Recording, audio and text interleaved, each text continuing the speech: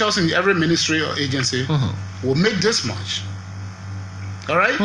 All assistant ministers, this much. All deputy ministers, this much. Do you know right now, some deputies make more than other deputies, even though they're same deputies? Same thing with ministers. And the Ministry of Finance, because they sit over the cookie jar, if they employ you in that ministry, the minister like you, they can decide. They can determine your salary. Yeah. Oh, Toby, you the director of public affairs here, so you'll make 6,000. But the director of public affairs in youth and sport or probably what other places, sometimes $350 and all of that. All right, it's not fair. So I am saying, I'm not against salary cut, but let we see on the table that won't wound the president, that won't wound the vice president. Oh, wound it. Let the public know. Nobody's going to play public relations against me. But why is it difficult for us to know the salaries of our people? I don't know. I told you my own. You go to God and count down. That's all I make. Maybe, I don't know if other representatives make more or make the same. Have you checked? I don't know.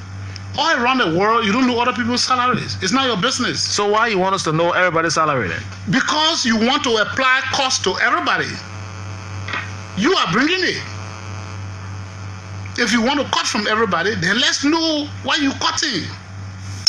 When I got one cup of red, you got...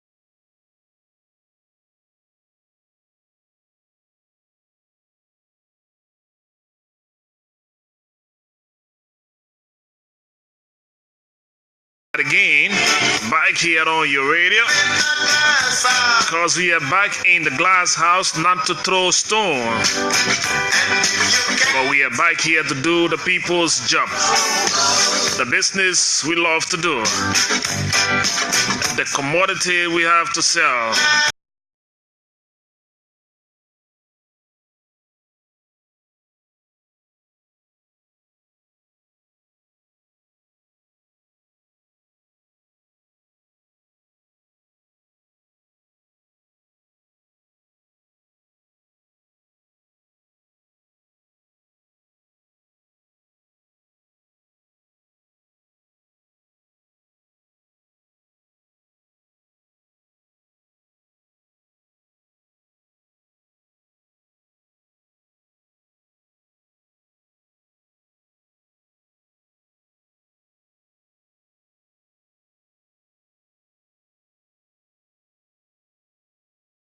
o'clock this evening, local time here in Liberia.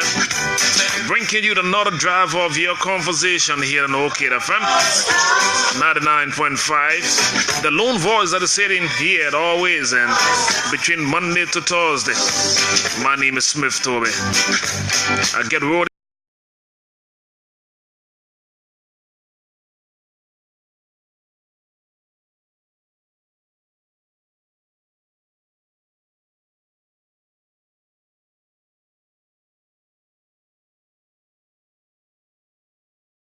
So the news is, tell the Frank, that the conversation is back.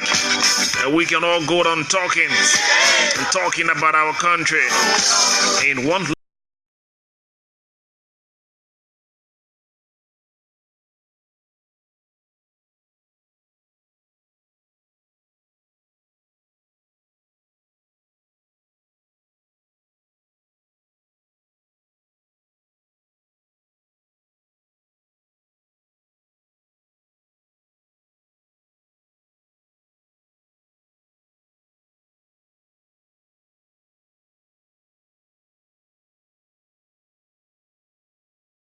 Beautiful song right here, and I always want to play this revolutionary song by the man Peter Touch. And this music gave me the inspiration every time it's played on this radio and this time of the day. And so it is a wonderful time to be back with you on another presentation of the conversation here on OK FM 99.5, wherever you are and by what means you are following the broadcast.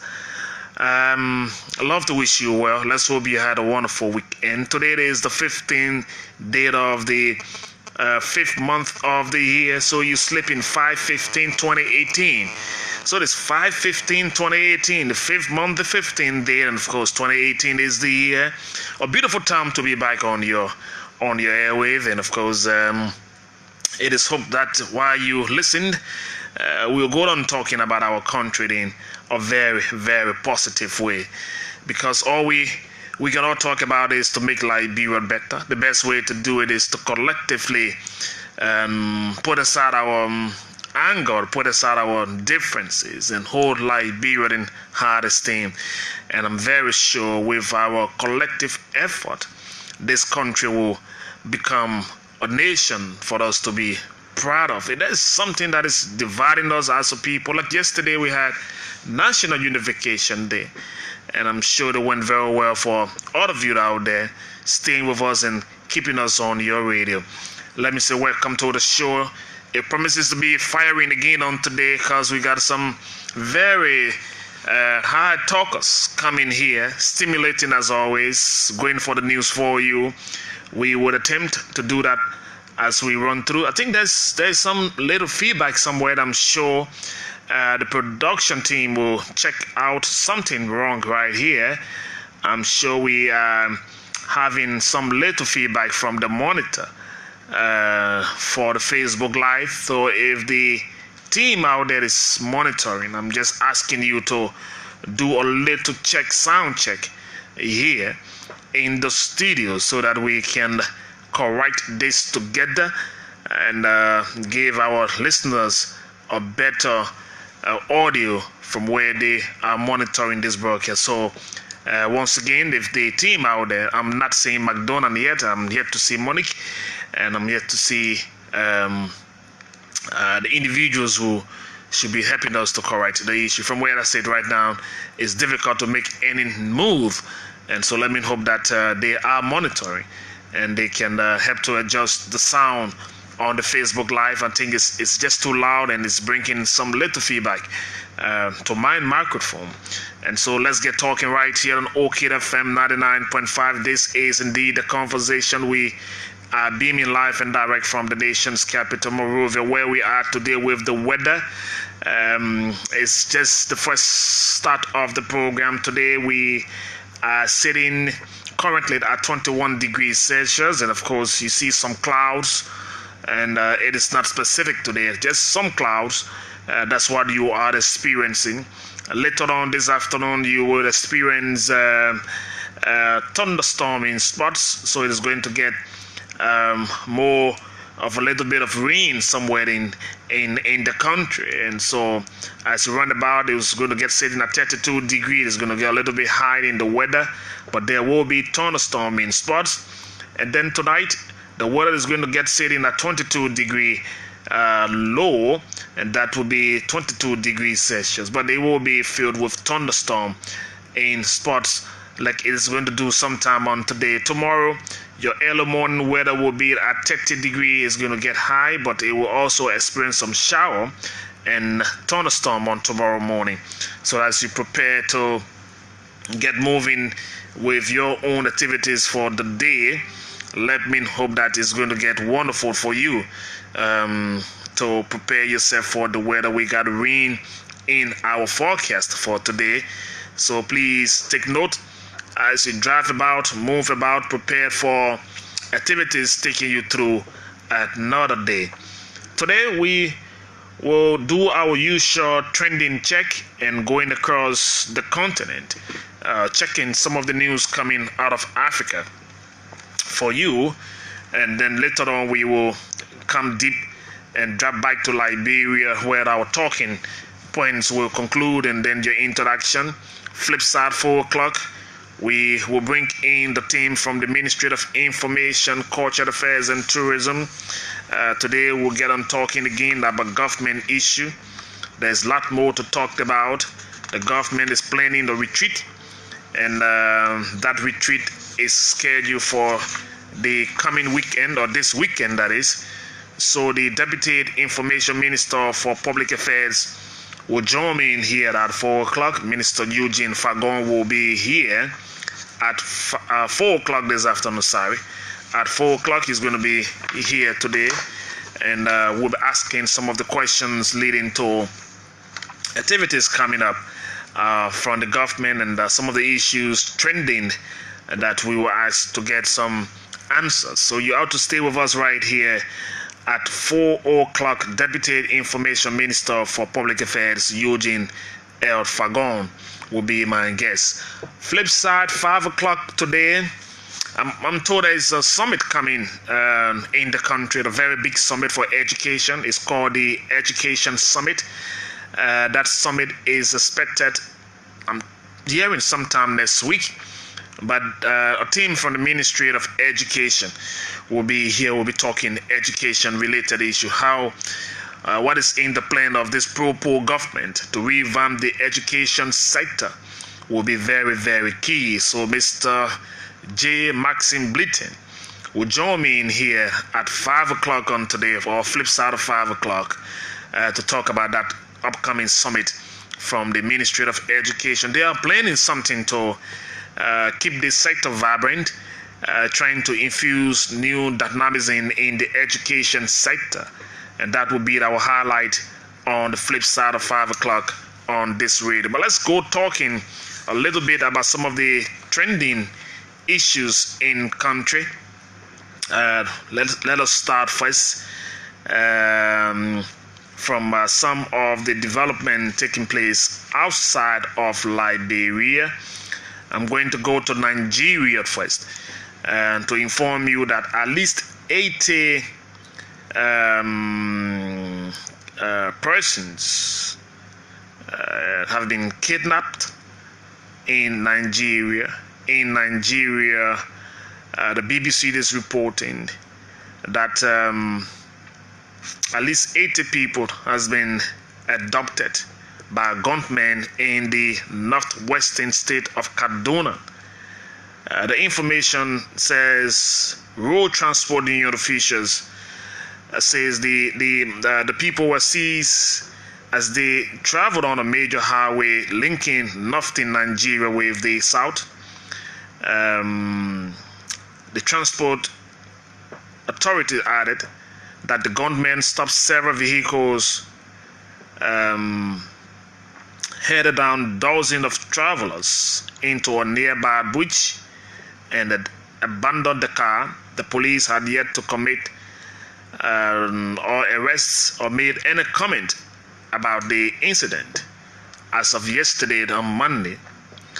And of course, the Nigerian Army chief visited the area to improve security following the split of attack by armed bandits. Gunmen killed more than 70 people in a village in the area last week. So it is becoming terrifying for the people of that part of Nigeria. Now they are reporting about 80 persons who got kidnapped over just as of yesterday, right there on while they were traveling.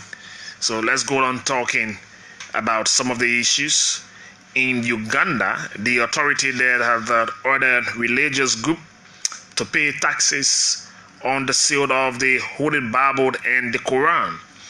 That is strange for you to hear that the Holy Bible or the Bible, the Ugandan authority have ordered religious groups in that country to pay taxes on the sales of Bibles and Quran.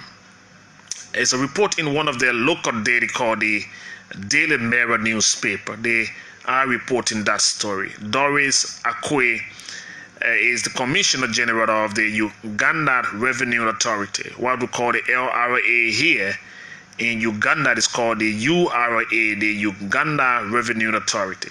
Said in April, sometime last month, it was on early morning that the religious book were not taxed before. And of course, it comes after a month of discussion, I'm told, between the tax authority and the religious organization, the latter of whom remain opposed to that proposition from the authority. The Secretary General of the Uganda Muslim Supreme Council is called.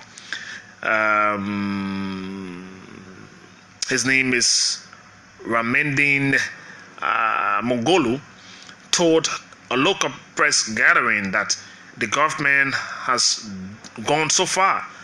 How can you tax the word of God? That's the question he's asking. And of course, he said the Secretary General of the Interreligious Council of Uganda, his name is Joshua Katikuli, he said was also unhappy about the decision. The items are not meant for profit. So people don't sell Bible and Quran because they want to make profit about it. So it is erroneous to tax them, to tax people who are selling the Bibles and the Quran. And so the two religious institutions in Uganda are protesting and raising their concern about it. They have increased the price of their Bibles by 3,000 Uganda shillings, which is about 80 cents or 59 cents to 18,000 Uganda shilling. So it's becoming a situation that is trending on Facebook in Uganda. People are expressing the views and the dissatisfaction about that decision coming out of Uganda to place taxes on the sale of Bible and Quran in that part of the world. One more development from somewhere in Africa. This time, sure, I'm going to South Africa. Then we'll come back home now to Liberia. Because in South Africa, the South African government has withdrawn its ambassador to Israel after the Middle East country's soldiers killed almost 600 Palestinian protesters on Monday. That was on yesterday. The government said the decision was made in light of the indiscriminate and grave manner of the attack on civilians by Israeli forces. The protesters and soldiers clashed at the border at the U.S. as the U.S. opened its first embassy in Jerusalem.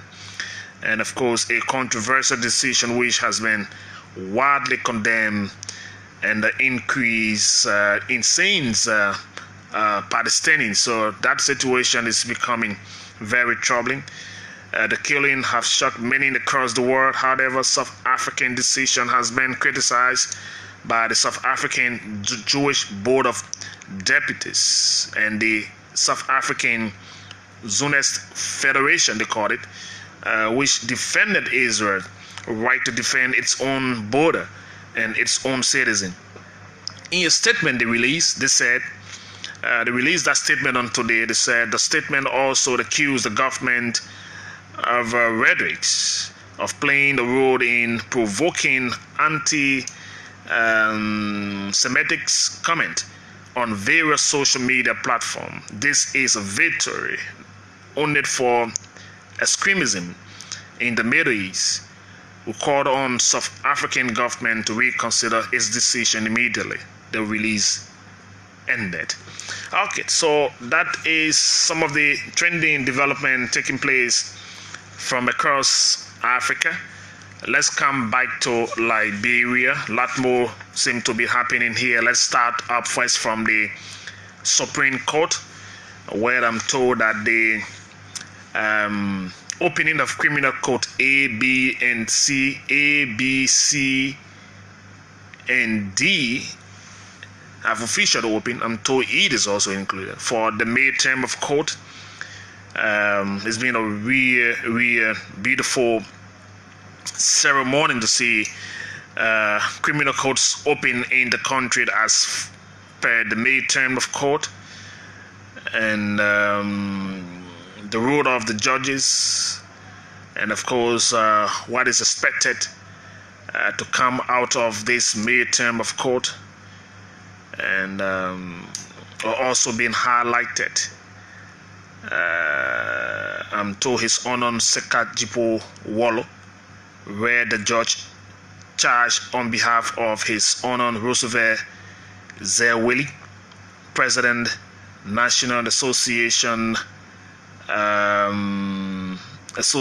of Trial Judges of Liberia. The judge charge is the official statement or speech read by the judge presiding over a criminal court. So that charge was read on today. Judge Sekajibo highlighted several issues, including lawyers' preparedness to come to court with evidence. Lawyers should be convinced that the case handled by judges in this term of court are free of impartiality, and of course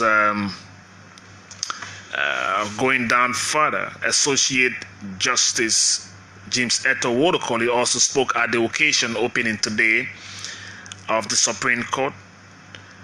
She sounded really frustrated, according to our reporter, over the conduct of some judges at the level of the magisterial court.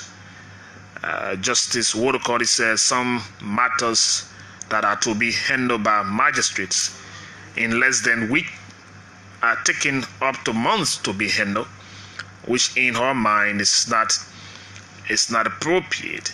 She said there are some systems put in place from 2010 up to now. Some lower courts judges have not fully understood those systems, and she hoped that something will be done.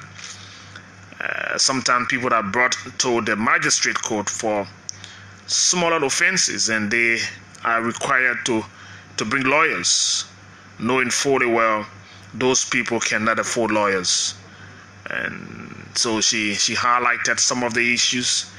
Let us hope that as they proceed in this midterm of court, the best will come out of the criminal courts in the country as they officially open today for the midterm. But detailed on all of what I'm telling you about the opening of criminal court A, B, C, D, and E will come in our subsequent news program at 6 o'clock this evening. We're just highlighting some of the issues for you.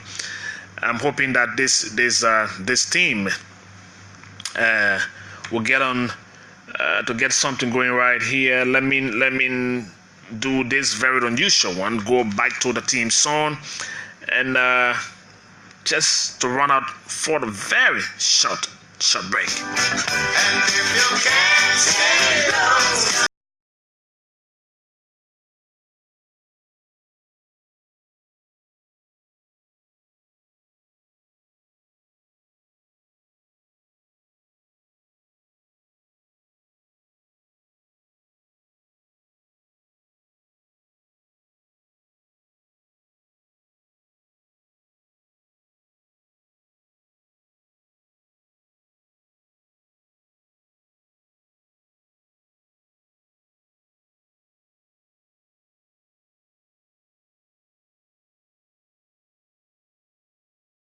And so we are right here and giving you just what we ought to do. I'm sure we have some glitch on our Facebook feed as well on this internet connection here, but I'm sure it's going to get better.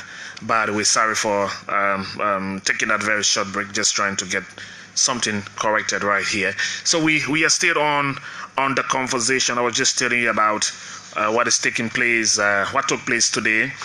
Let me also inform you about what happened today on Capitol Hill, the grounds of the National Legislature. There's another development that took place there on today. Let me equally check my fast sheet out for you, because the checking it out right now, the National Legislature has begun hearing into the 2018-2019 budget or draft budget, and that information is they started today. The chairman of the House Committee on Ways, Means and Finance, Thomas Fowler, said the first component will bring about the revenue generating entities. So the budget hearing have started. The 2018-2019 draft budget hearing started today on Capitol Hill, focusing on the revenue component. Following the opening ceremony, the Joint Committee added that the hearing will be held in closed door.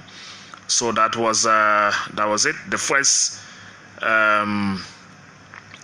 batch witnessed the appearance of the Minister of Finance. So I'm told he appeared today for the hearing. The Liberia Revenue Authority also appeared on today. The Finance Minister called for a thorough review of the budget, given the economic constraint, and he made mention of that. He then appealed for an excuse from the hearing to attend the President's Cabinet retreat. That retreat, I'm not told it's today, I'm sure it's sometime this weekend.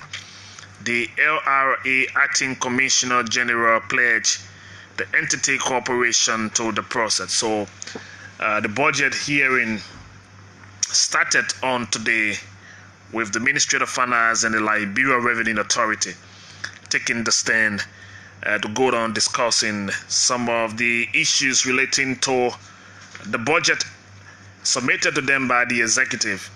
Now we're talking budget hearing here.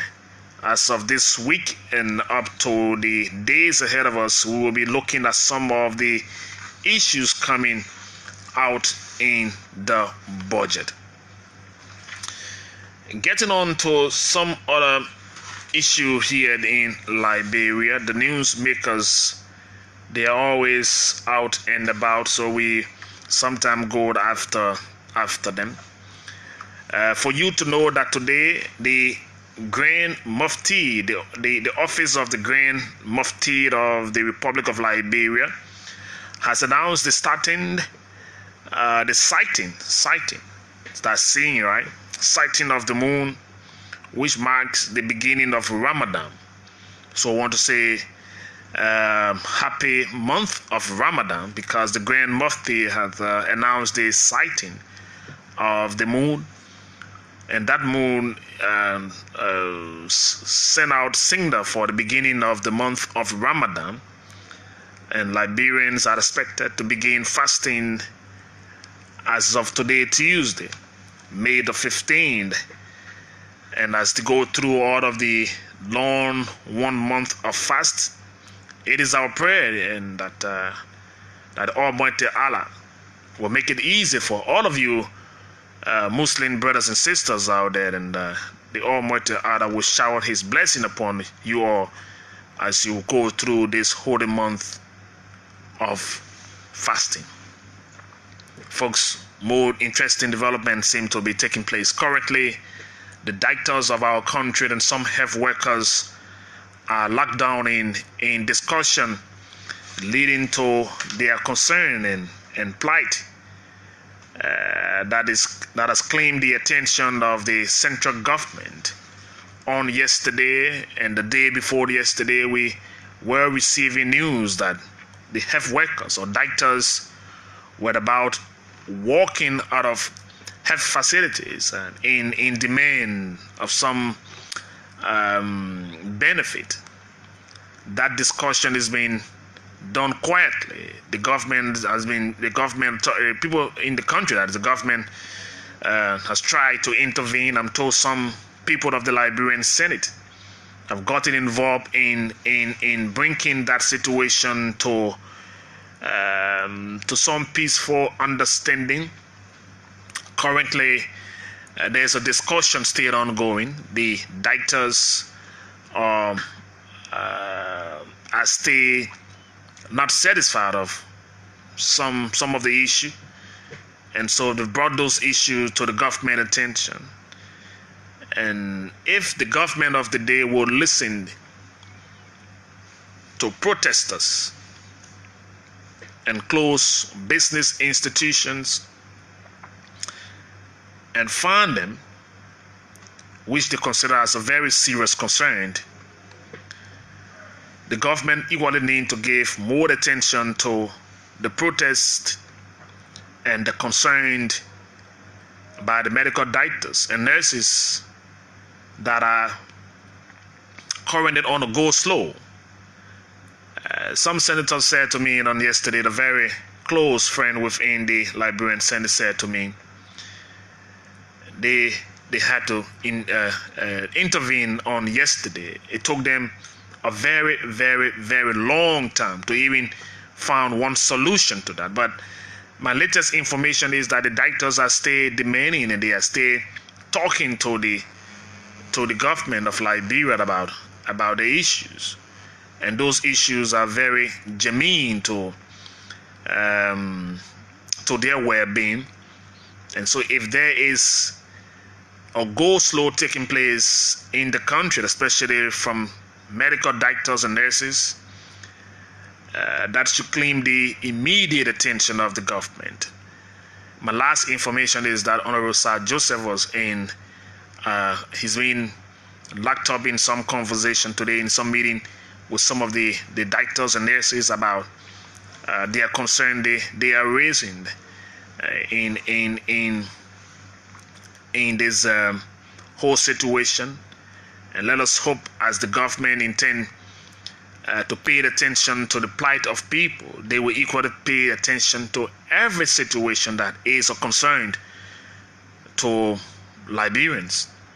Whether you are in the medical field or there is something that is of concern about APM terminal, if Liberians are not satisfied about the working condition, if Liberians are not satisfied about the way they are treated at the places of work, and the government of the day will go in and intervene, then the government should do that to all other institutions.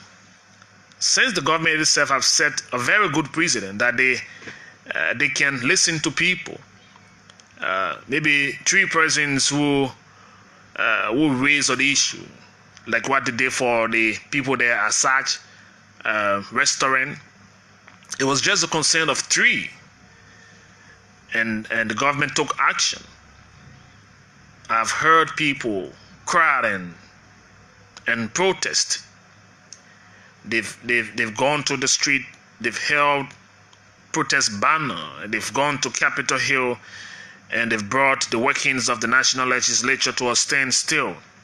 I'm not sure their plights and their concerns, were immediately addressed.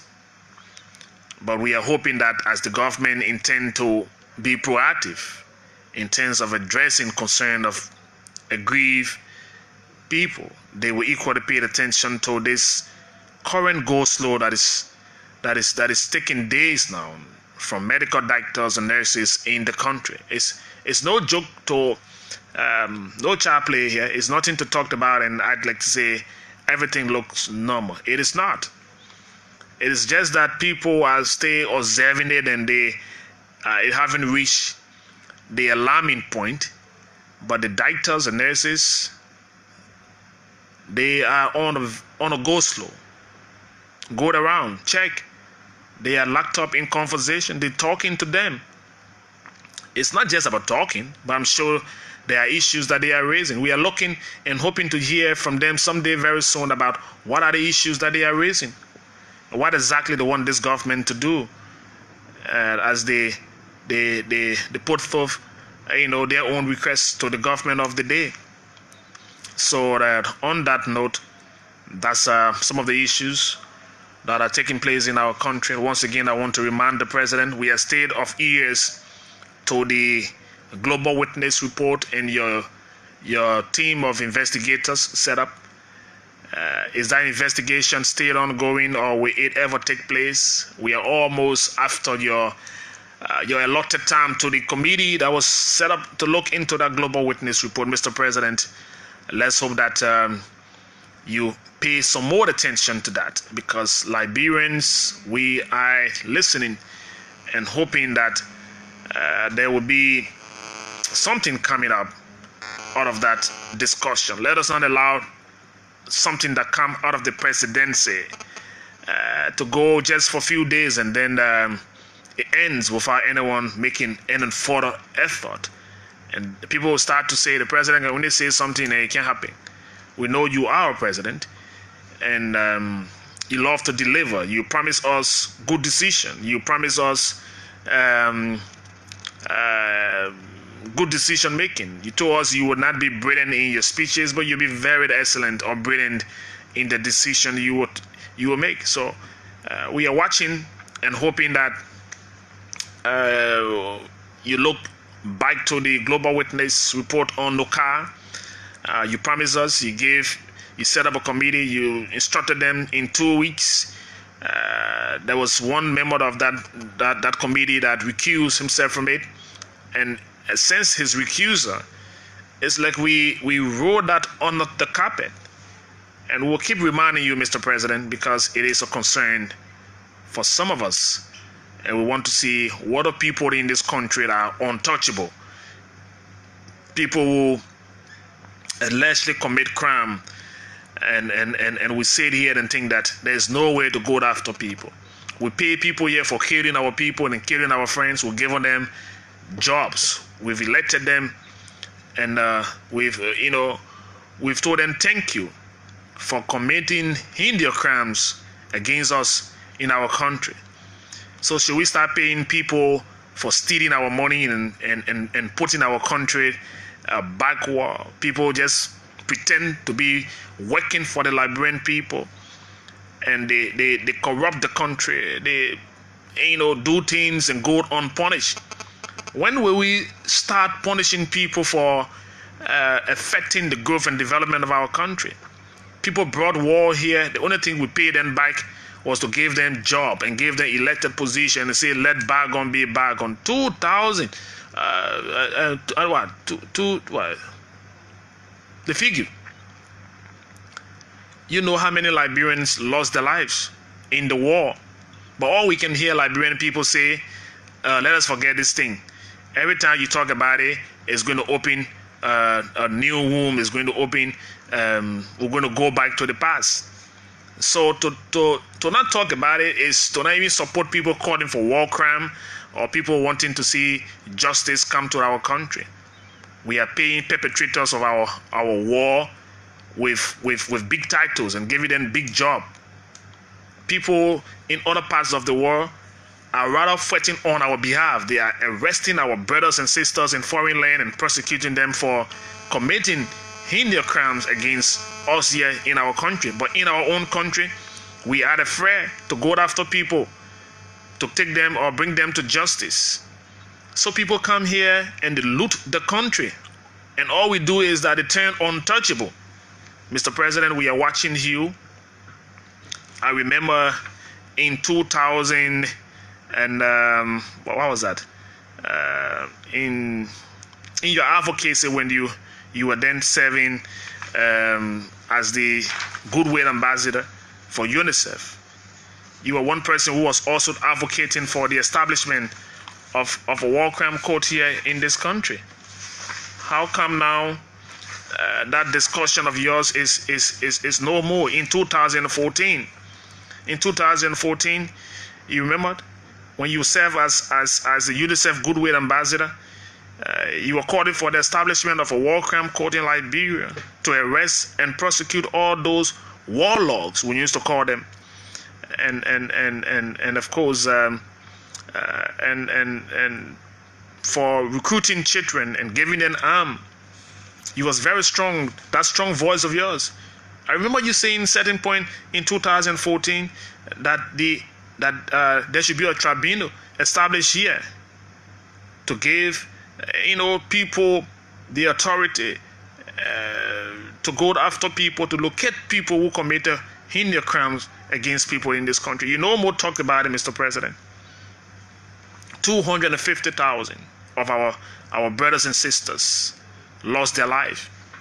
But all we can tell people here is, we're letting you to this position, and we're giving you this authority, and we're just allowing everything to go just like that. And that's how we are taking the country.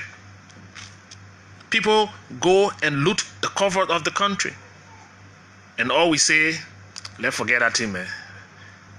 Let bygone be bygone. So why did we kill Toby or Totman, the leaders that got overthrown in our country? Every government come and say rampant corruption, nepotism. So if at all the regime of yesterday got overthrown because there was rampant corruption, and somebody said we are coming to correct the wrong in our country, so let us go and move those corrupt individuals, that were stealing our country resources. And said there was nepotism here, and we brought war because people were treated unfairly, the rights of others. So how come we are still continuing on the same path, and people think that they now turn to be untouchable? People loot the country. They leave. They go sit somewhere with their riches. And we said one investigation that is never conducted. The Liberian men team, when he talks on it one day, the next day they say they can't talk about it again. We ought to keep looking to it so that this country will be better. You advocated, Mr. President. You advocated. Remember your days with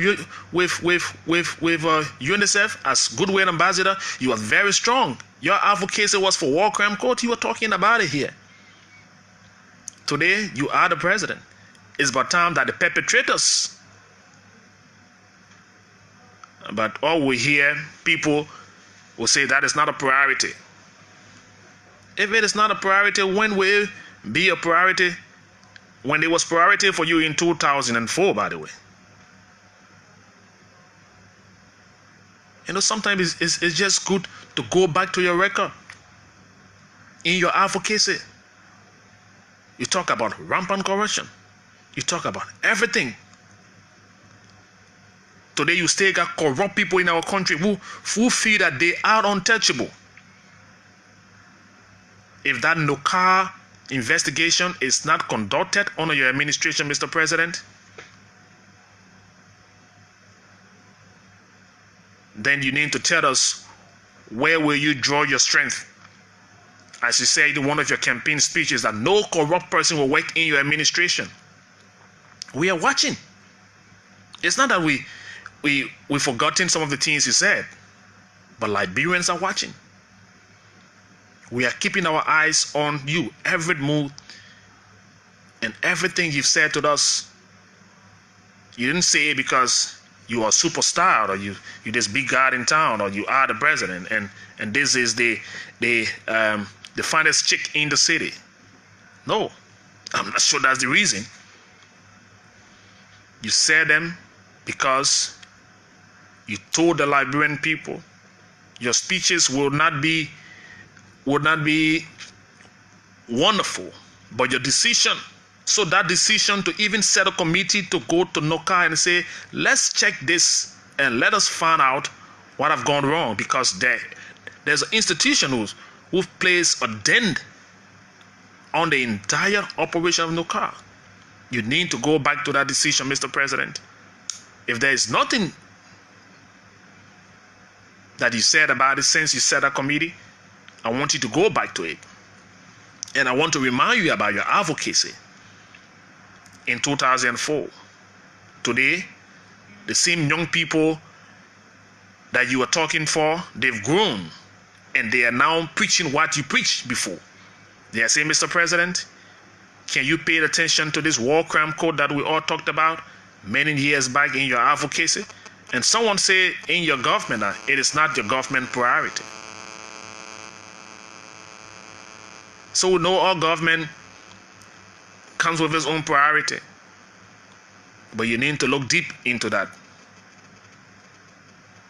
You need to look very, very deep into that. You know, a few days ago, we were telling you about situation in the government where they started. You remember I played you a clip here with the Deputy Minister of Commerce, Madam Jimama Wodokoli, and in that crisis at the Ministry of Commerce and Industry. And I said that if the government is not careful, every other ministries in the executive will experience similar problem. So I'm told that situation is still not settled. How Professor Wilson Tappen and his deputy intend to settle that issue. It is of concern to the president. But to even hear on yesterday on National Unification Day, the vice president of the country come to public radio to apologize to the president, it speaks volume. And I see what in time past, I haven't seen the president and the vice president at one function together. It's always been Mr. President at one groundbreaking ceremony or at one occasion, and there's not a vice president to accompany him. Because the vice president, she's been on her own routine and keeping her distant from the president. If the first and second are having issue, tell me, do you know how that reflects in the country? People who are loyal to the vice president will start to keep the distance from the president, and people who are close to the president will keep the distance from the vice president. You know, are we thinking about the way we've been driving the country, Mr. President and Madam Vice President? So yesterday you said it was Reconciliation Day, and you talked to the media in your quest to say your apology to the president. For me, I'm not too sure it was sincere.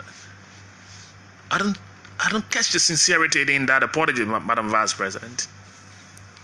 So I remember certain line in your apology. You say if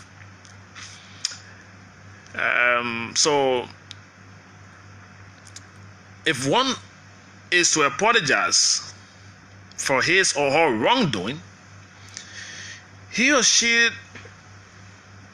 does not attach any condition. But I think in your apology, Madam President, on yesterday, there was some condition attached. So how sincere was that apology, by the way, to the president on yesterday? And if the both of you, the first and the second, so to dispel that your intent is not to be a park or race car park, would I equally authorize you to get on the same speed with the president? So you traveled, you leave the country as a vice president without the consent of your boss. You never tell me you stay in the mood of a senator. I'm not sure I would believe you on that one. When you took oath, when you went to that inaugural program, Madam Vice President, I'm sure as of the day the party won the election, your mood changed. I never saw you again as a senator We saw you as a vice president, and everything around you have changed and put you in the mood as a vice president. How come you can't tell us that you stay thinking that you are senator? From where? So you said if something happened. So Madam President, Madam Vice President, is it that you, if something happened, did you really say that on yesterday? If something happened or went wrong between the president and I, then I take the blame to say I'm sorry. Is that how people can apologize?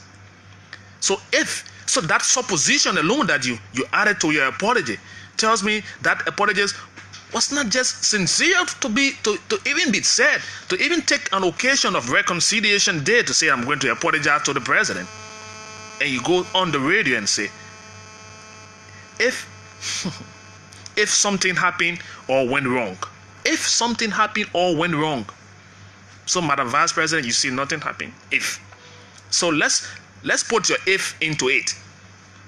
If something happened or went wrong between the president and I, then I take the blame and say sorry.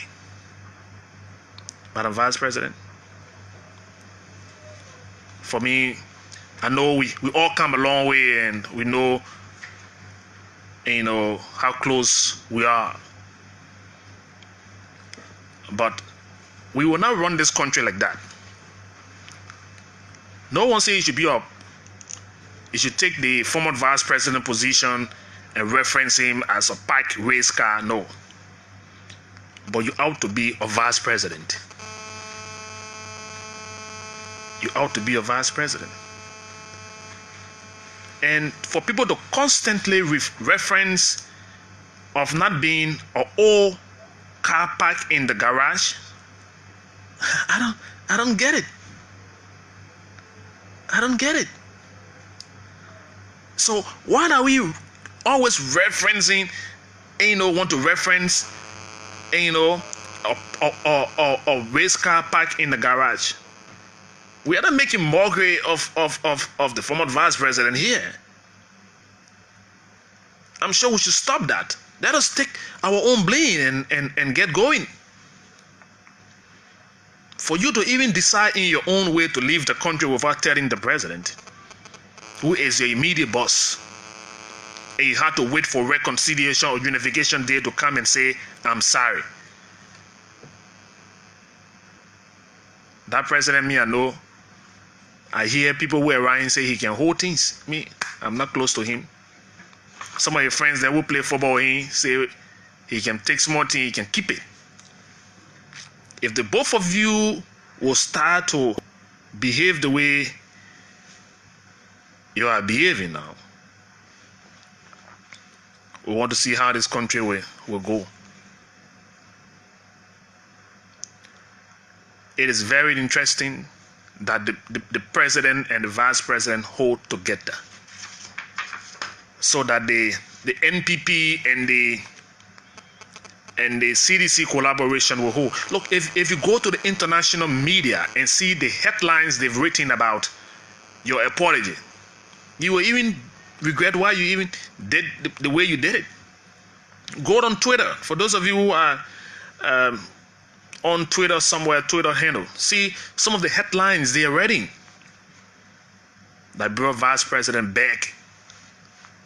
You Liberia Vice President. So they've given all sort of headline to what you did on yesterday, which is not wrong.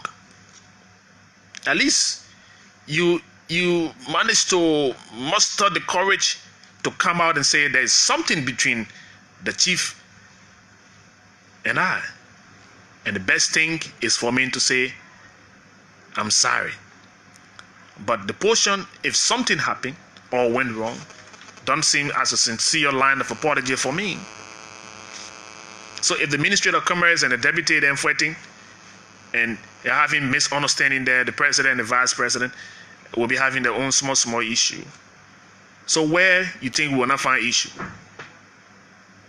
there will be issues.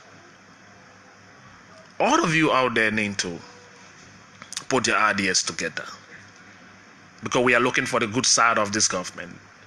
Minister Eugene Fagon will be here at any minute from now, And we'll go on talking about some of the trending issues in the country. And I'm told he's already here just at 4 o'clock. And he's going to get firing in here with Eugene on today. So let me take few of your calls. I'm going to cut short my talking points for you to take few of your calls on some of the issues we've raised so far. And at 10 minutes after 4 o'clock, you can bring the minister in there. At 10 minutes after 4 o'clock, I will go down talking to the minister, Eugene Fagon, who is the Deputy Minister for Public Affairs at the Ministry of Information, Cultural Affairs and Tourism.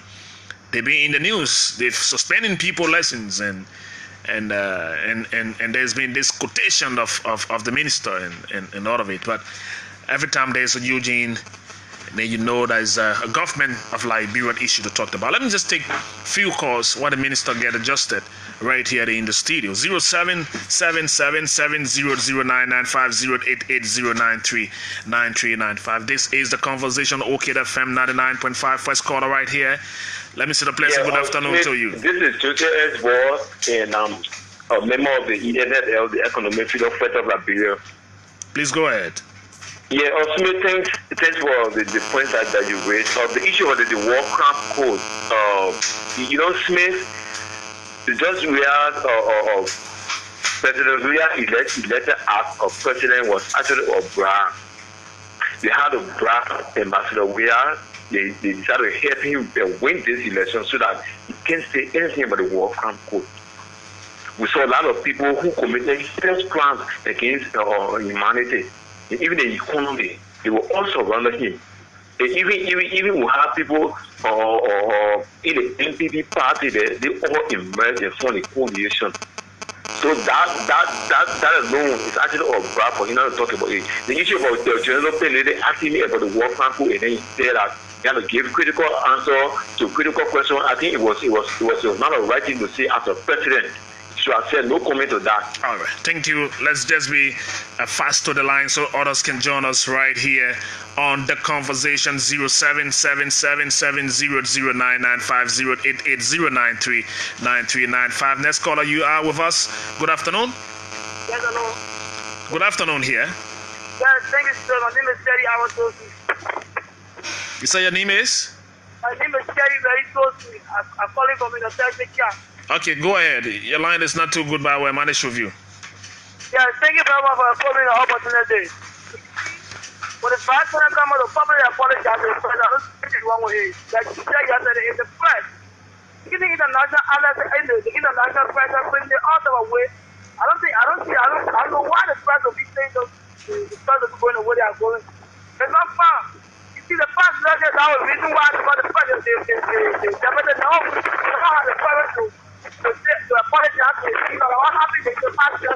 all right, thank you. Your line is not too good, but I think you made a point as per your position. We'll take a few of your calls. The minister is already in here. We're going to get talking just for an hour. He ought to go to another basic schedule. Let me take another one. Hello. Good evening, Brother Smith. Good afternoon. We'll stay here. Okay, good afternoon. Go ahead. What is your name? My name is Tua Kuri, and I'm joining from District number 11, Banaze ST. Go ahead, Kuri. I thank you very much for the analysis this afternoon. I listened to you very well, and I think some of the analysis were on course. You talked about the doctors who are on Oslo strike. I think listening to one of the doctor yesterday on one of the sister radio stations, and he said one of the main reasons there is the low salary, and some of the colleagues name was deleted from the payroll. According to him, it was deleted because the IAA thought it was a ghost name, so that Oslo strike so that he can call the attention of the high authority to be able to question that case. But my brother Everett Smith, you also talk about the apology of Vice President Joel Howard Taylor.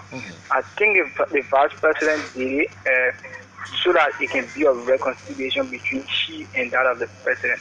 Because we are aware yesterday was Unification Day, and unification is there to put each and every one of us together so that we unify. All right, thank you. I think that's why she chose on yesterday to send out her word of apology to the president. Let me take just 3 more of your calls now. You have to wait because we got to get on talking here to the Honorable Deputy Minister. Caller right here. How are you? Yeah, number, sir. Please go ahead. Yeah, my name is Otello Gale calling for FE Mentally. Please go ahead, Otello. Yeah, I listen to your point you raised. These are all cardinal issues within our country. You know, when people always argue for power, they always behave like majority law. Hello. So you know that's the vice president of the country, right? Yeah, granted, I know that. Okay, so you ought to take your time to address the vice president. You don't just say call her name like the way you did.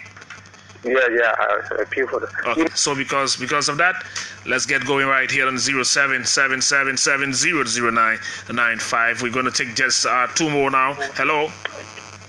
Hi, good afternoon, Toby. And how are you today, sir?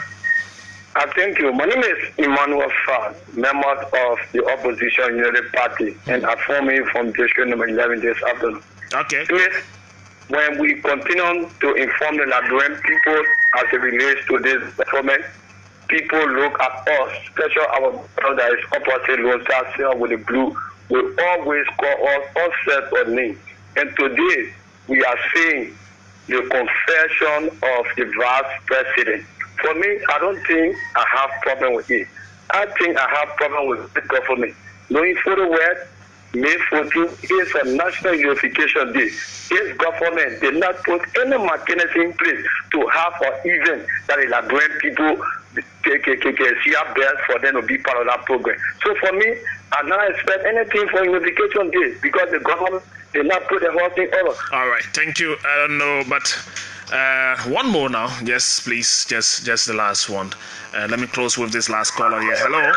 Hello. This is not how we do it here. You have to move away from the radio when you place in your call. How are you? I'm fine. My name is Michael B.S. Johnson. I'm calling from Benson Street. Please go ahead, Michael. Okay.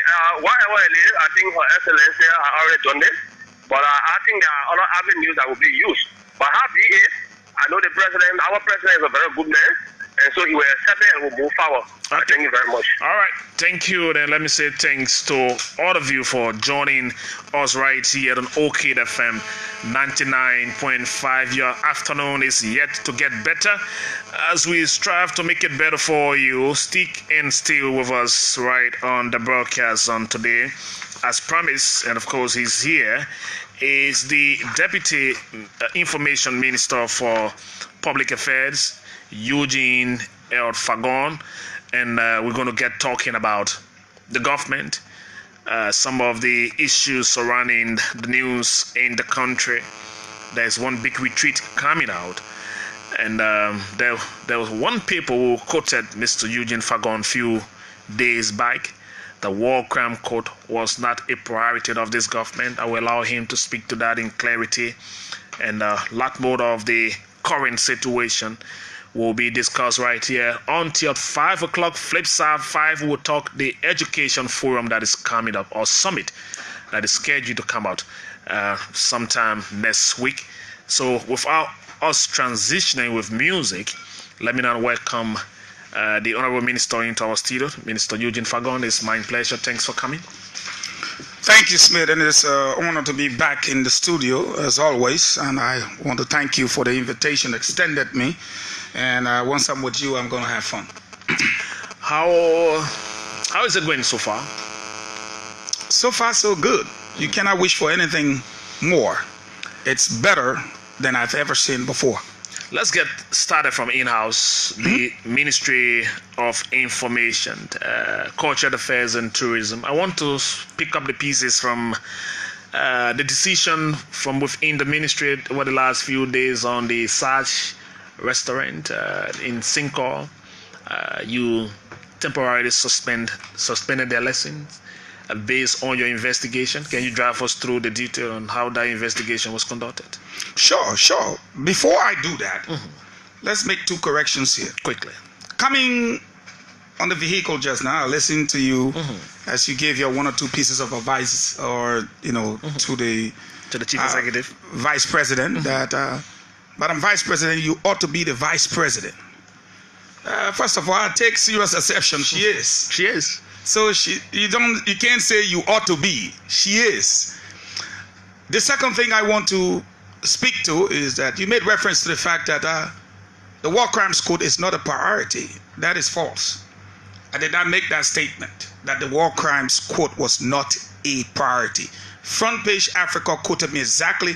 Other newspapers carry it exactly. And what I said, I'm going to repeat. We have a list of priorities. The War Crimes Code is one of those. But for now, it is not at the top of the list. So if you have a list of priorities, and they are about 50, no matter what you do, one of them will be number 1, the other one will be number 2, the other one will be number 3, number 4, so forth. It does not mean that you don't have a list of priorities. I would like to repeat. They quoted me correctly, except I don't know how you didn't catch it. But they quoted me exactly. We have a list of priorities. The War Crimes Code is one of those. Where is it sitting in your priority list? I wouldn't be able to tell you because the list is long. It could be just at the bottom of your list, and It's that's still part of the priorities. and that could come until end of your administration. What is important is that it is part of the priorities. But you are focusing on War Crimes Court. This administration is looking at the TRC recommendations.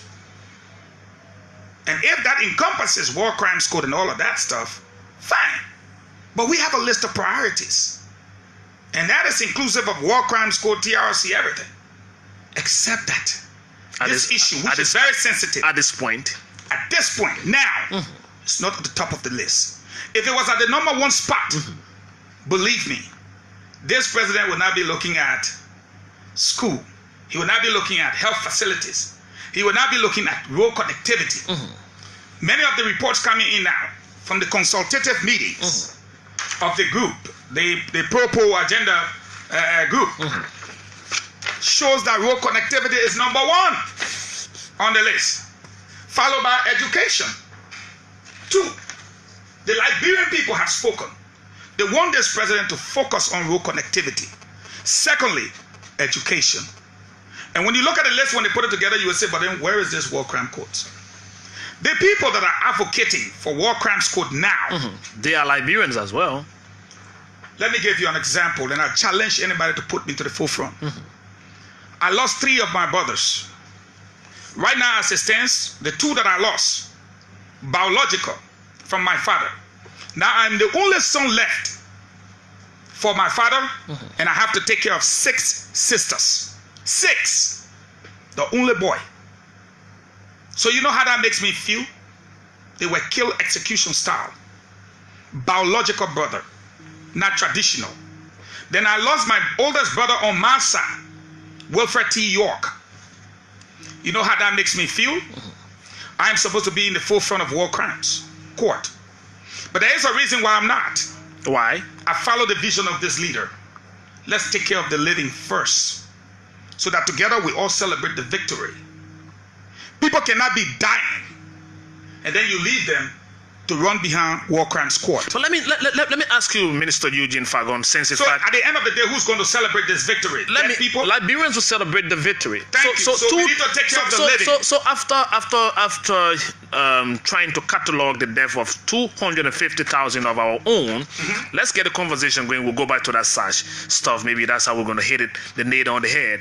But if the president of doing his advocacy years back in 2004, when he served as UNICEF Goodwill Ambassador, was also advocating for War Crime Code to bring perpetrators to justice, and now he is the president.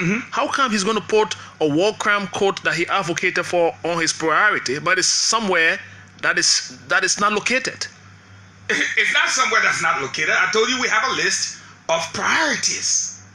So take it that way. The War Crimes Code, or the TRC, is a priority for any good government, except that it is not at the top of the list. Now you referenced 2004. Remember 2005 to 2017? all of the people we want to bring to justice, where some are what part of the TRC investigation, most of them. Do you agree? Whether it's the former president, whether it's Prince Johnson, whether it's this, they all went. It was a TRC, a Truth and Reconciliation Commission. They went there. They did everything they were supposed to do. There are recommendations. So you and I agree. What happened since 2005 to 2017? With those recommendations? With those recommendations and the advocacy for war crimes court, what happened? But your party was equally advocating for the settlement That's why of the I court. ask you. Let's hold an honest conversation. What happened?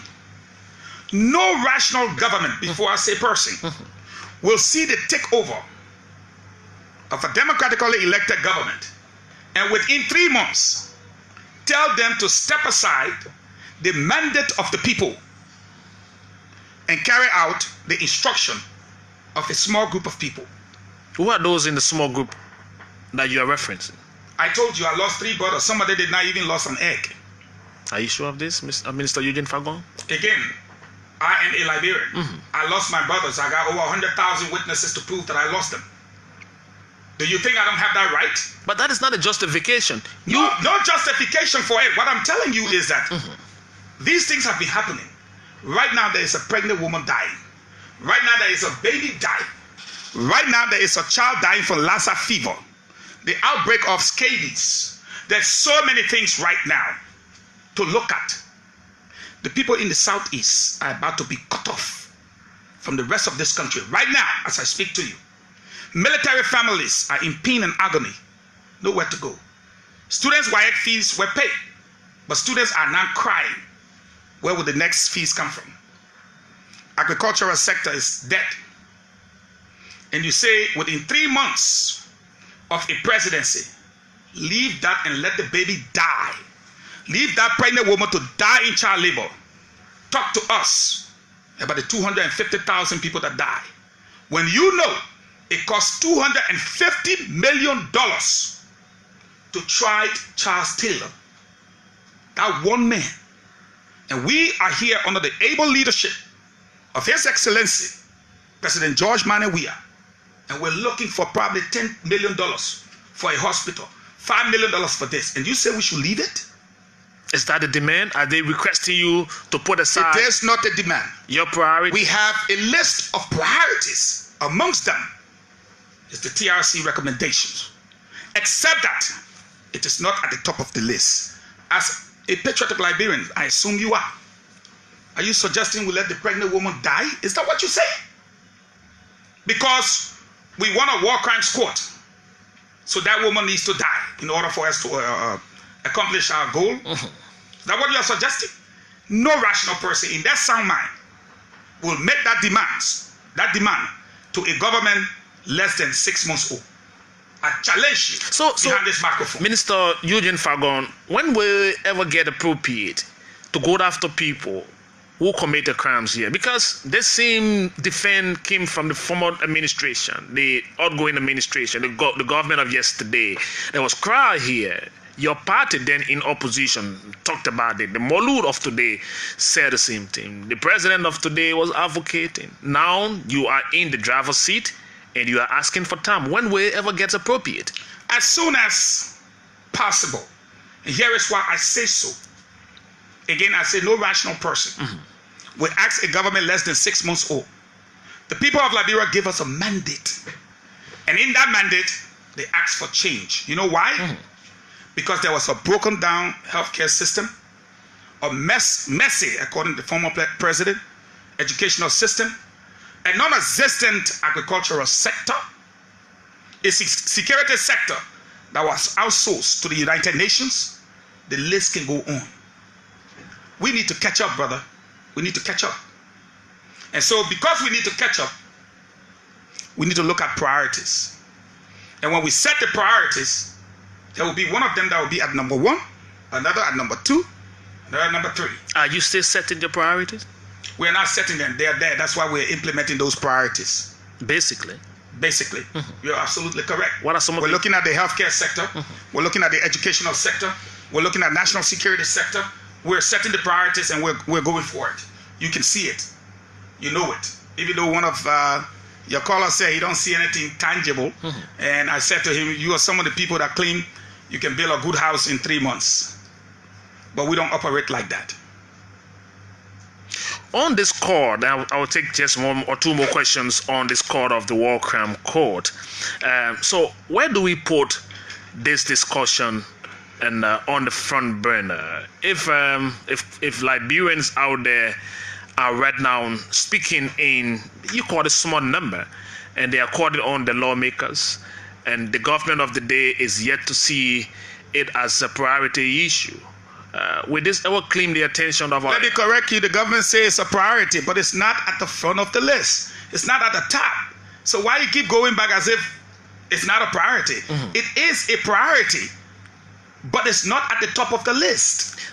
So the location of if we put War Crimes Code at the top of the list, that means we're putting the healthcare sector either second or third. Can you place it somewhere reasonable so those advocates out there will say this government is equally concerned about human rights and bringing people to justice?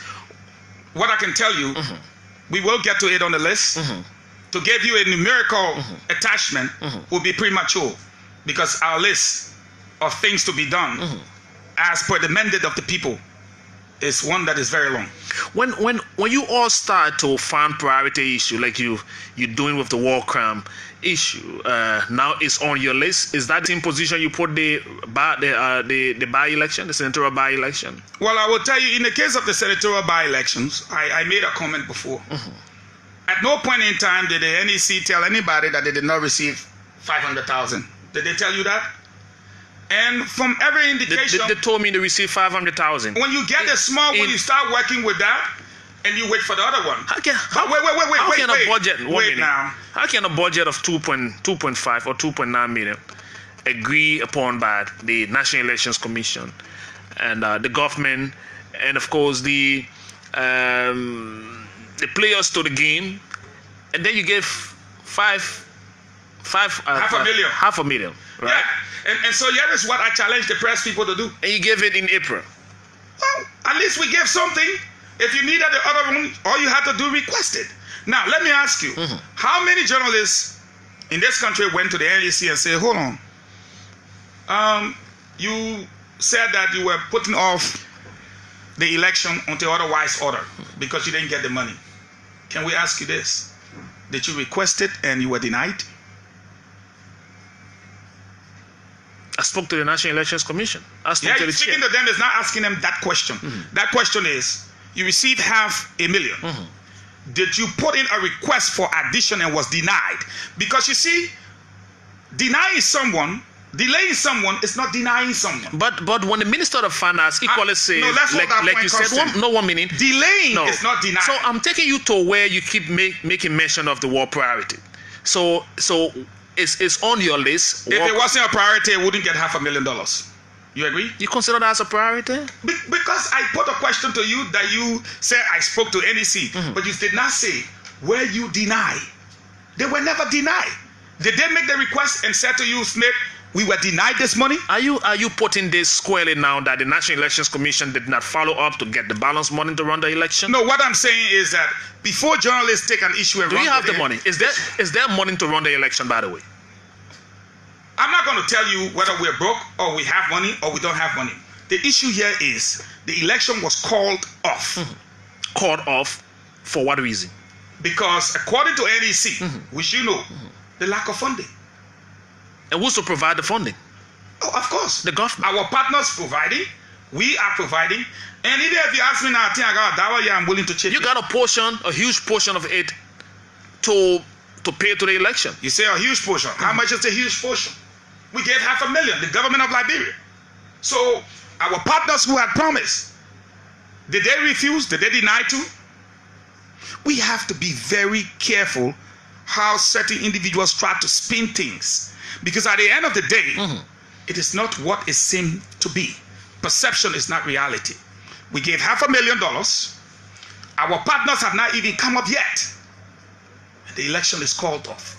Because of time. There's a time frame attached to the election, now. Mr. Eugene Fagon. Then the reason should have been time frame. The That election. we were denied. Because no money. Well, Where's the money to get the election going? That's why I just asked you. So did they request and was denied? So did the government give the money? We gave them $500,000 first. Was that the required amount or the requested amount Not to run in the all election? cases we have to give a full amount. This government does not have money hanging on the tree. We inherited a broke coffers, according to the chief executive, who happens to be my boss. How many of you chased the money trail? So he's been trying in his weak ways. In most cases, he have to dip in his own pocket. And I guarantee you, if he had to do so, he will do it again. Did the government see the election, by-election, as a priority when they did the recast of the budget? If we did not see it as a priority, why did we put up some money? Did you capture that in your recast budget? We didn't even have to capture it to put up the money. So that tells you how important it was to us. But then how come there's no money? That's why I said, who told you there was no money? You need to tell us. You the one making the accusation or allegation or supposedly asking the question. Who told you that there was no money? The National Elections Commission said it. If that's what they told you, go back to them and then ask them the second question. It's called a follow-up. Did you request the money and was denied? Minister Eugene Fagon, why have we passed the allotted or the appointed term for the election under our constitution? Because the National Election Commission called it off. They called it off intentionally. At their conference, they said, hey. They said no money. That's what they said. And now I'm asking you, did you do your follow-up investigatory question by asking, did you request the money and was denied? Mr. Eugene Fagon. Delay is not denial. But that is not what the Constitution said. But they did not say any of the two. They just called off the election, according to them, due to lack of funding. How do you say they just cut off the election, Minister Eugene Fagon? Because that's what they did. Not me saying it, or you and I know they had a press conference. It's not you saying it. But they said it, and they gave us the reason. You say they saying it and you won't push it on my head. No, but they said it, and they gave a reason. Don't say they said it. Don't say, how can you say that, Mr. Eugene Fagon? But not me saying it. But they said it. They said it, and they gave us a reason. And the board is in the government court. So I said to you, go back to them and ask them if the government ever denied them the request. How do you respond to people who think this is going to lead us into a constitutional crisis? I said to them, we've been in many crises. We came out. This is not one of them. It's not one of them? How do you see this one? Because where we are right now, I don't think Liberians are prepared for crisis. We'll resolve everything amicably. Even if we pass the constituted term set for it? We have a leader that when the worst comes to worst, he always delivers. When question is asked. When last did he do that? Okay, now you want a catalog. Maybe just one or two of it. Oh, you want two? Yeah, you don't have to take me into all of the... 400 homes in Gibraltar, delivered. 34,000 students wide fees, delivered. 2 generator, Buchanan, delivered. 14th military hospital, delivered. Should I continue or we need more time because other things coming up? Let's proceed. So can he also now deliver on the election? If the need arises, he will. What more I trust need? him that much. There is a need for the election. His seat, his head of the government. His seat left vacant need to be refilled or occupied. Of course. And there's no one in that seat. And the president and the vice president, the first and second, they are off their seats. Yeah. In the counties. Yeah. And I told you, if the need arises, meaning if worst come to the worst, as he has always done. Should we wait for the worst to come to the worst? But again, that's your homework as a journalist. If I were you, I'd be running down to NEC with this cardinal question. Did the government deny you the funds? That's the question I'm going to ask. Did the government deny you the funds? Is the government interested in the election? If the government wasn't interested, why did we put up 500,000? Which is $500,000. But that's just peanuts of the call half from anyway. The budget. Anyway, those of you that have seen the past government, the budget. 500,000 is peanuts. It's peanuts. Where you coming from? Yeah, it's peanuts. For us poor, too much money. Too much money. For every cabinet retreat happened in the past, there were monies made available, travel and all that stuff. You want to know how we are going? No, we will get there. Okay. We will definitely get there. We're poor. We will get. That's why when he took over, His Excellency Bakube decided to save this country $27 billion instantly, the recast budget.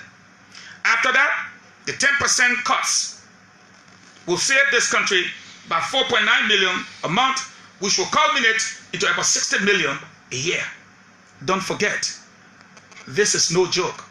This president means business. Have you identified what you will do with the money when you cut them?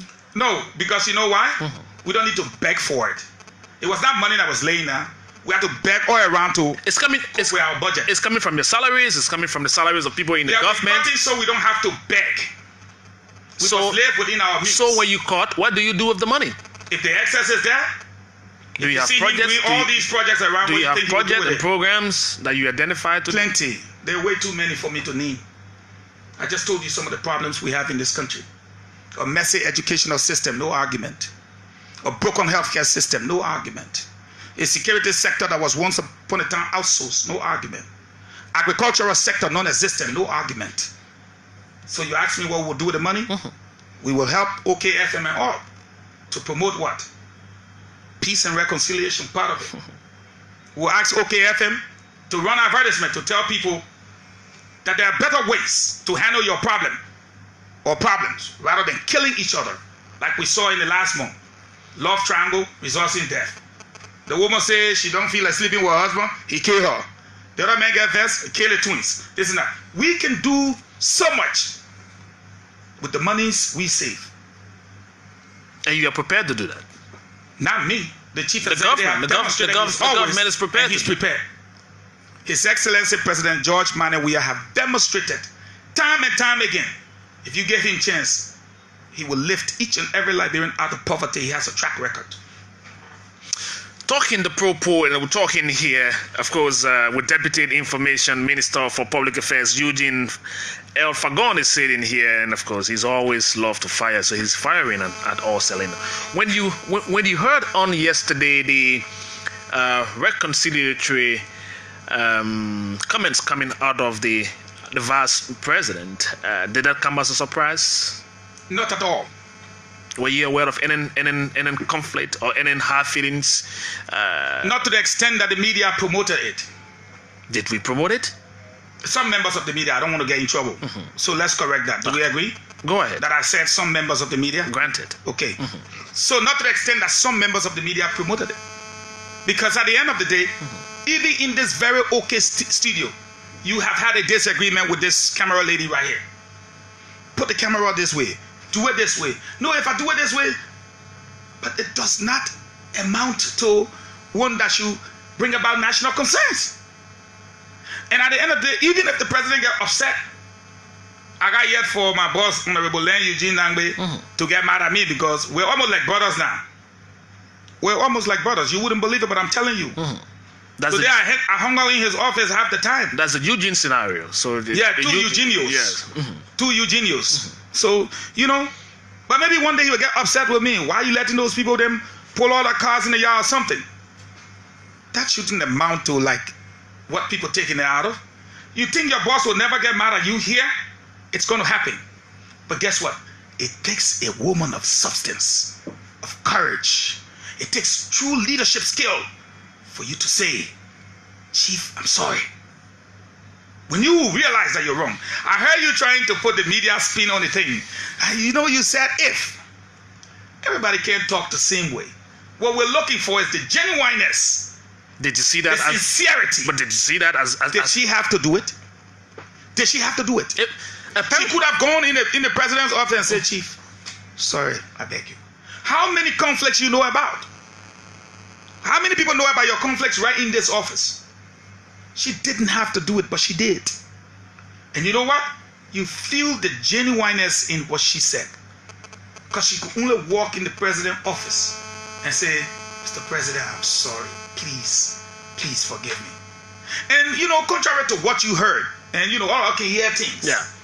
That this president, he can hold things. This president can hold things. Look at this president government. This president can really hold things. You don't see him like the president who hold things? Is it a president that is reconciliatory? Is it a reconciler? For me, we can operate on perception here all day. Perception for me does not amount to reality. I'm talking about reality. Look in the president's government.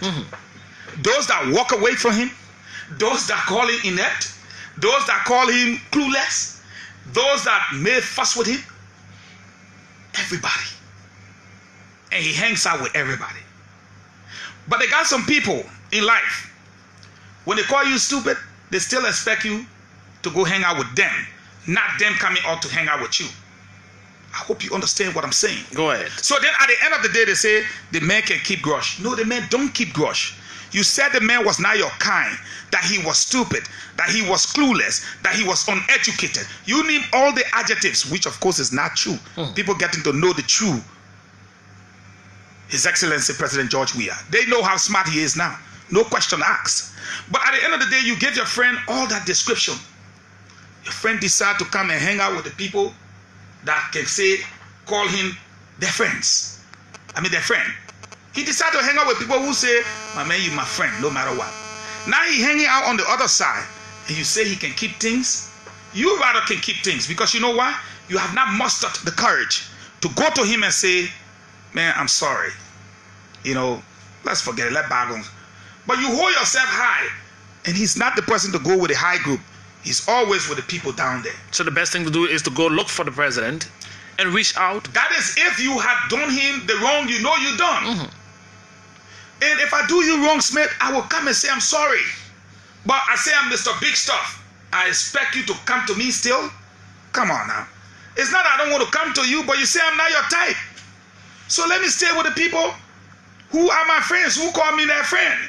And I call them my friends. You think the issue of apology, or the words of apology that came out of the vice president yesterday, was just centered around her travel or knowing to the president, or the other issues? Because she just made mention of the apology was holistic. She's traveled on. She said, if I have done you anything. If I have done you anything. Maybe the list was more than one. And since people were blowing all kinds of things, she didn't want to leave anything out of the box that some people, no, I mean, I take that back. I don't want to say you people that say attack on the media. No. There's no attack on the media. Right. Yeah. Since some people in the media made it look like it was more than 40 or 50, she knew of one or two maybe, but she decided to put everything in a box and just say, Mr. President, if I had done it, because I'm telling you, sometimes some members of the media can be ridiculous. They will know one thing, but they will put 15 in it to make it look bad. And so instead of just going with the one, she captured everything. Because some things you do that you don't know is wrong, it's wrong to others. So let's see. But the key thing there, her apology was genuine, her apology was sincere, and it cut across the nation like hot knife through butter. It now turned a new page in the governance of the country. Is that why? Is that what is going to happen? We had a good stuff already. But you know why? It's because everybody concluded she didn't have to do it. But she did it. That's where you feel the genuineness, the sincerity. And I bet you probably the president called her today and said, where you get to the house or where you get for lunch? They're like brothers and sisters. Trust me. Okay, so let's get moving on. Deputy Minister Eugene Fagon is here, and we are discussing and just cutting across all of the issues in the media. So your budget, finally, the draft budget is now under scrutiny at the National Legislature. That hearing process starts today. How close are you following it? Because this is the pro first official budget. I am following just like you are. But Smith, let me remind you. You remember when I came out of the legislative session with the committee for the hearing for my confirmation? I came outside and I made a comment that was sliced, and that soundbite caused trouble for me. That budget is laying in the most powerful institution in government right now, and you want me to come here and make that mistake again? We will wait. You can get 20 more questions. I will not comment until the rectification is the budget is looked at thoroughly, and then we'll comment on it. For now, I got no comment. I've never seen your scared side like you are. Well, that is my scared side. That's the most powerful. They can even summon the president tomorrow. That's not fun. People overlook the legislature. Oh, okay. I don't, because I studied political science. I just don't talk on the street and they call me politician. You learn your lesson, maybe, from... More than my lesson, I was flogged bitterly by that institution without having to use their legislative powers. And so, as a lay there, I will do nothing to jeopardize jeopardize the discussion. And I will not commit myself, let alone put myself in the front again, to be treated the way I was treated by the most powerful institution in a democracy. So okay, so on the budget issue, I will allow you to skip that one because no, you're forced to. I have the right to say. I have the right to answer or not to answer. Not to answer, right? When they call you up there, you tremble, and when they let you loose and say we'll go to committee hearing, then you have sleepless nights to think that what are they going to do with me now? That is how I want people to see that body. You see ministers will do things, or commissioners, or this and that. This legislative body, when they call you, you don't go there with your hands even in your pocket. You have to go there trembling. But just in few words, did you rather submit a friendly pro-poor budget, even though it is still under scrutiny? Just from the face of it, the budget submitted is the budget is before the House, no comment. Whether it's pro-poor or whether it's the budget of the elite? I know it's pro-poor. Okay. But to comment on it, no. It's before the people, by and through their representatives. And I will give the people through their representatives the opportunity to do their work.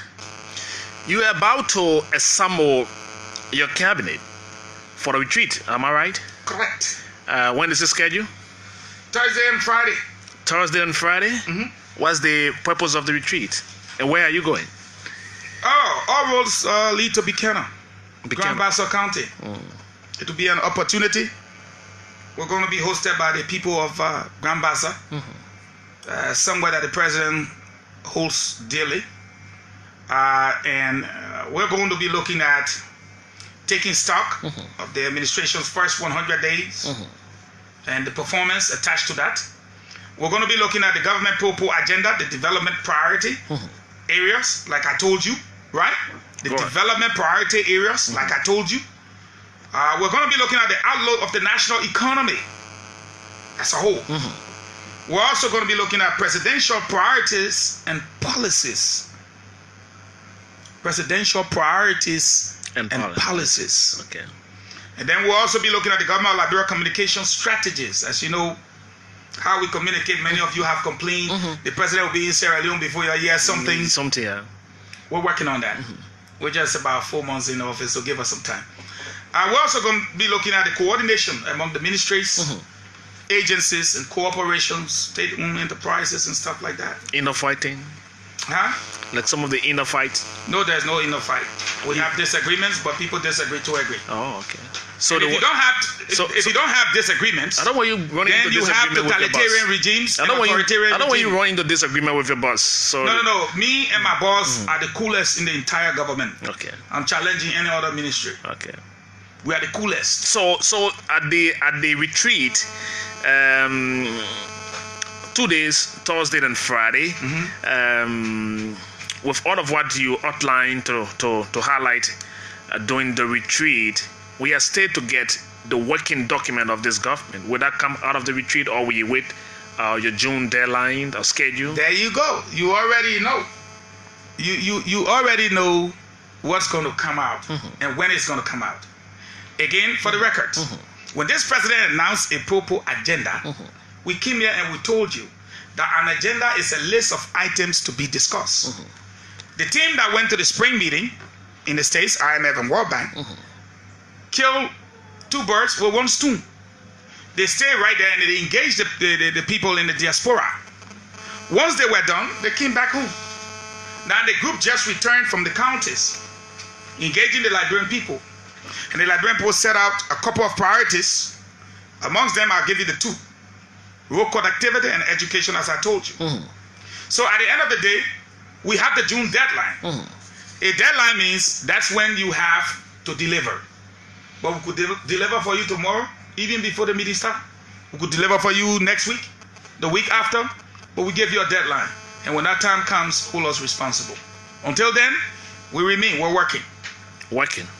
hard. And the 2 days retreat in Grand Bassa County, would that further cement what is expected of the government? Because that would be your first big assembly, lockdown in discussion, from communication to implementation, and looking at some of the issues that you've heard over the last 4 months or 3 months of this administration. How serious is the president taking this retreat, and how serious are the ministers and cabinet members taking this retreat?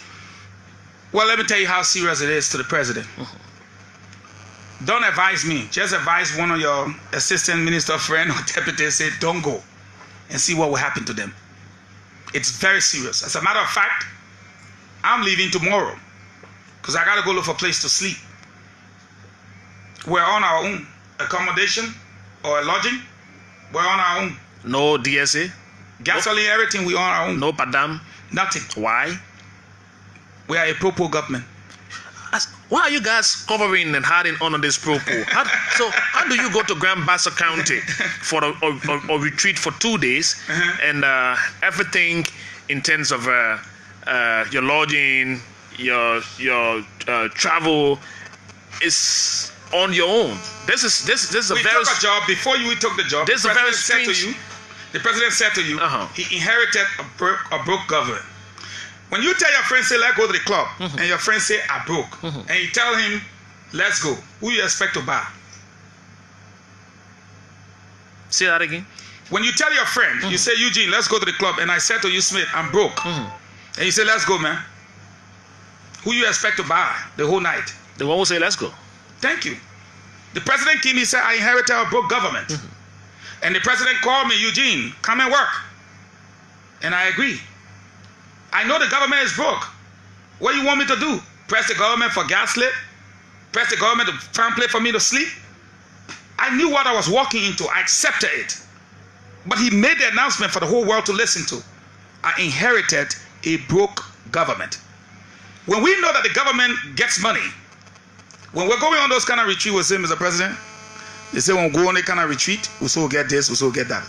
But for now, we will struggle. It shouldn't be your worries. We who going, you can't cry about the people who we are day by day. We are going to follow. I'm going. I'm going to follow. I'm going to go to Grand Bassa, even though I don't know. I'm going to eat in a Kobo shop. I just want to let you know before you say I don't call you to eat.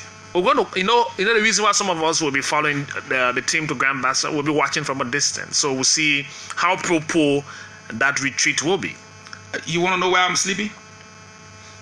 I'm not going to be checking for where you sleep. Oh, okay. But definitely I'll But you say y'all will be watching. We know y'all will be watching. Yeah, we'll keep our eyes, in Grand Bassa. It's not a very big county. How would you like to share my farina and milk and sugar? And that would not be a covered up to go to a retreat and say it is a pro-poor retreat. No, but you see, pro-poor does not mean broke. For very an individual. Very well. So for me, I got too many friends to tell anybody I'll be broke. Because I tell you, if I get to Bassa, I see Smith Toby, I say, I'm broke. No, that's Smith Toby. I ain't got nothing to give you. Okay, there we go. You see, you just one out of the thousands. But anyways, we're going to. We're not complaining. Grand Bassa. We're not crying. Our president, His Excellency President George Manawia, does not complain. He does not cry. He does not say it can't happen. Even in the 89th minute, he will knock it. You know that record. So at the end of the day, we who follow him, we who adore him, admire him, we who look at him as a leader, we don't complain. I changed my car oil, and with a lineman can say, we witness fire, where I brought our receipt. Here is my receipt today. You changed your car oil? I did servicing to the vehicle, that's the total I spent.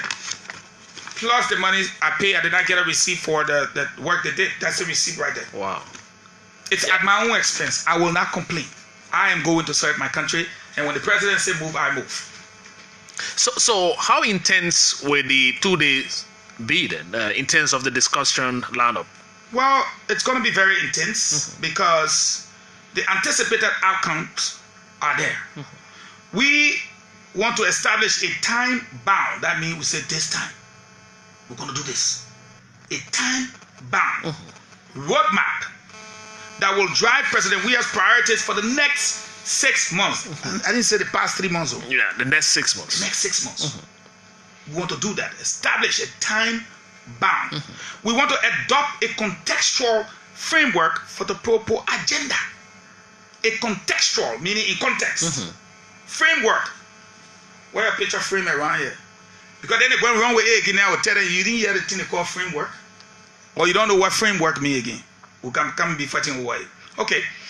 We want to be able to approve a strategic framework that will drive the government's communication strategy. Okay? You people been complaining. You think we you see, it's one thing for you to think people after you. It's another thing for the people to be telling you you're not doing it the right way. And then you accept within yourself that it's not being done the right way. And you know, when you all said it, I was like, they're right. They're right. They got a point. That they shouldn't be getting it from here, there, and yonder. So nobody know where to run. Yeah. You know, they should be getting it from one hub. There should be one source. Exactly. And or a way or a kind of, you know, a hub that you can visit anytime and get the needed information you need. We want to be able to align the ministry agencies and the corporation activities with the approved roadmap I just told you about for the next 6 months. We want to be able to align it, that they all should run parallel, right? And then we want to inspire collective leadership among ministries, agencies, corporations, what have you, meaning this government is ready. And all roads lead to Buchanan, Grand Bassa County. And I can tell you, you saw my receipt. We're bundled up and we're ready to retreat. So we are still looking at the government still being structured. Someone sent me a text and they want me to ask you, even though I'm not too sure you're going to give me the answer. Is there any reason why some major appointments are still being left out of the president appointment list, even though that power of appointment is not in your purview? Like, for example, we are yet to get a civil service director. Well, let me take you back. Do you remember when the case of the former appointee who happened to have been the justice minister at the time, and the president had to recall that?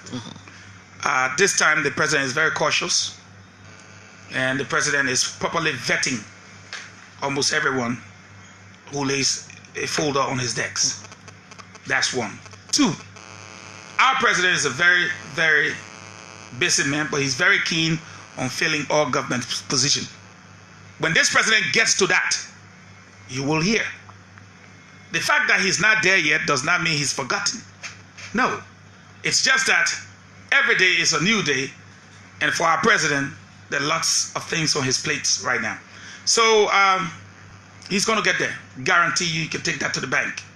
Those vacancies will eventually be filled. It's just a matter of time. Okay, so a matter of time. So, Minister Fagon, I'm sure in your quest to see the government and hear the president make promises, you trust the ability of the president in terms of speaking and giving the instruction and following up those instructions to the letter. Am I sure of that? Not only me. 60% of the Liberian people trust him.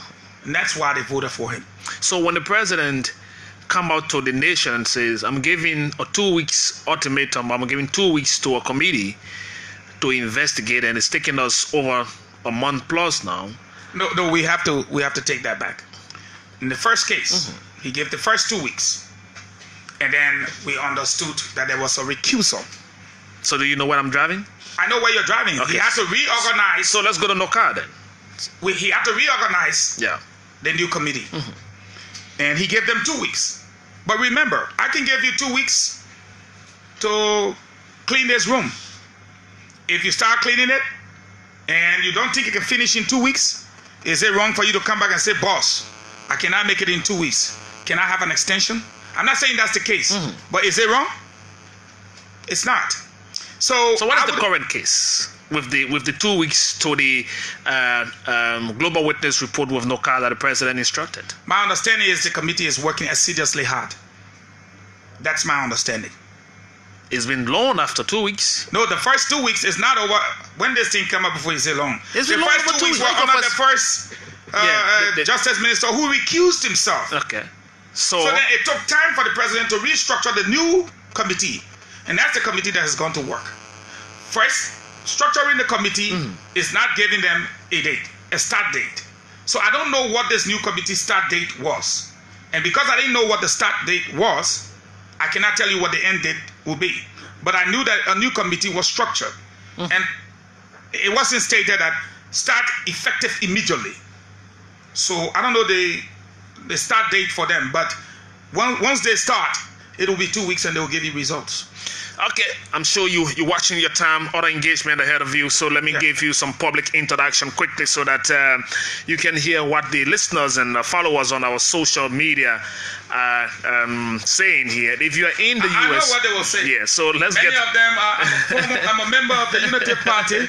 No, and all I want to see the minister struggling No, to answer. No, that's not the case. No, those are my people. I love my people. 077700995 Deputy Information Minister for Public Affairs Eugene L. Fagon is here with us today, and we're talking on some of the issues we thought to raise with him. You've heard him speak. It's your time. Let's go to the lines. You got 30 seconds to my line here. Caller on this line. Good afternoon. Hello, sir. Mr. Flake, Yes, how are you, sir? sir. I just want to tell your civil girls there, hello, we all live like people who know what was in the 2 year in opposition. The way I take it over every time, say no money, government. I tell you, I say they're going to be careful, retreat, no money. Why you say no money? And they have a money now. I know that because the president of Liberia budget want to tell them 1 million. Where it coming from? Okay, thank you. Get on to your point. Let me see. Achi Sanon is trying to get to me. Achi, no, I'm sure you know the rule of engagement here. Hello? How you doing? Yes, Thank you for the topic. Thank you to the minister. This is Achi Asano. I listened to you keenly and you articulated very well. And you made mention the president said the country is broke, which I agree. But did we ask ourselves or the government to ask ourselves what makes the country broke? Did we investigate to find out what led to the country being broke? Because I have to recall, when you look at the statistics, even on the settlement budget for 2016, 17, foreign reserve of about $500 million. The president went to America, the former president, he said on BBC 150 million. He came back, he said 80 million. If we ask ourselves why the former president contradicted himself, are we sending our team to investigate all of the buy concessions, the free food, those concessions, and as long as we continue to move the same cartel that we spoke against, dancing with them, we will not change anything. All right. Thank you, Achi. Others want to make the point.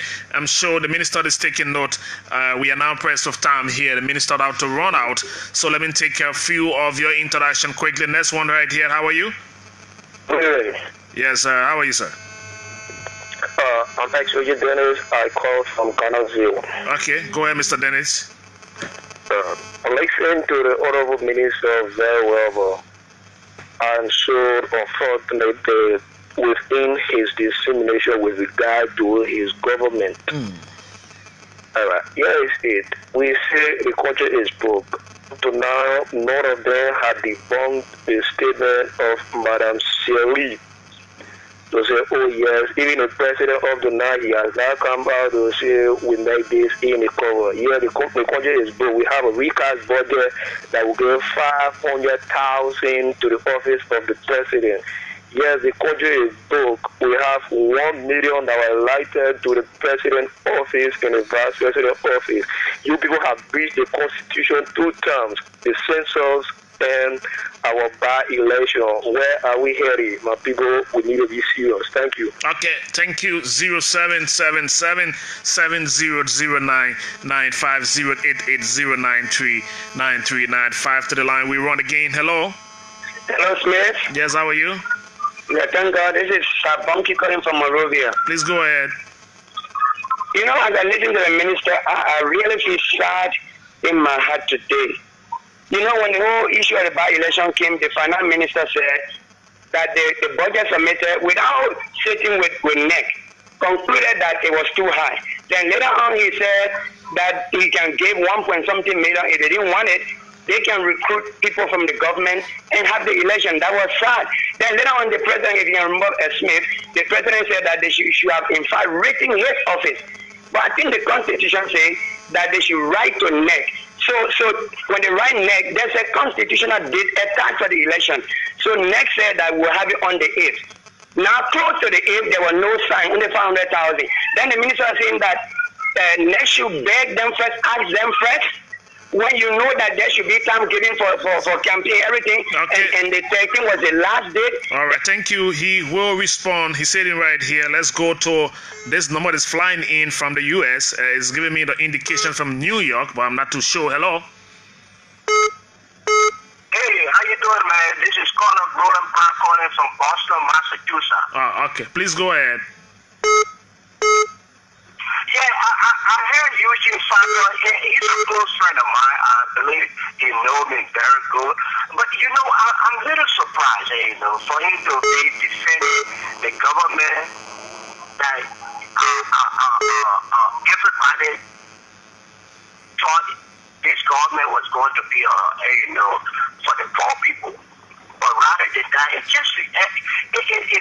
mind-boggling to hear how the budget was being crafted.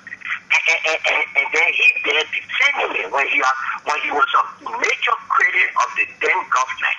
I can't really understand where he's coming from with this very defensive position. Okay, thank you. 5 more calls to take, Honorable Minister, please. Just 5 more, please. Okay, I'll take 2. You have to go. 2 more calls. Hello. Yeah. Yes, Good afternoon, Smith. Yes, how are you? Yeah, my name is Mohammed Viken and I call you precisely for District Number 2, Seku Kane Community. Please go ahead quickly. We are pressed now. Thank you very much. When the minister man public podium, I think he needs to be coherent enough. Seku, I'm sorry. Let me hold you here. The Minister of Information Proper is trying to join in on this line. Minister Len Eugene Nangbe, thanks for calling. Thanks. I just want to join my colleague Eugene to try to explain some of the situation. People just come on radio and say the government violated the Constitution. How? Which part of the Constitution said that we should pay $4 million for elections? Anybody can show me that article? Yeah, the Constitution calls for a by-election when there is a vacancy in the Senate. But it didn't say that any budget that the National Elections Commission sends is the budget that should be paid. Did they say that? No. So the National Elections Commission sent a budget of very close to $4 million, 3.9 whatever, about $3.9 million. So the government should automatically, without reviewing the budget, scrutinizing the budget, just grab the money and pay it out. So how is that a violation? So we called the Elections Commission and said, look, this is an unrealistic budget. The finance minister was clear. Then within a week, they reduced that by $1 million to 2.9. We continue to talk to them, they reduce it to 2.8. We continue to talk, they reduce it to 2.5. Meaning that original $4 million was something out of that was improper. And that is the prudent way for us to spend public money. So because the Elections Commission sent a budget of $4 million, what if, as they are suggesting, the finance minister just spent $4 million? Now it has come down to 2.5. Out of the 2.5, our foreign partners, including the UN, in this particular case, the UNDP said, look, we'll contribute almost $600,000, and the government will pay the rest. We all agreed.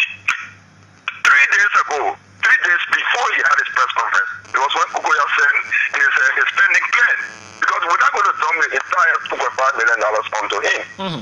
There is a spending plan that is required for all the government that is spending, and they did not want to clarify this. So people can say that. That's what he said. The problem was not the lack of funding. He sent his funding plan late, and he needed more time. We paid the first plan $500,000 to him, for him to expend. He made a second request, and the same day he made a second request, he had a press conference. So the government will spend money prudently.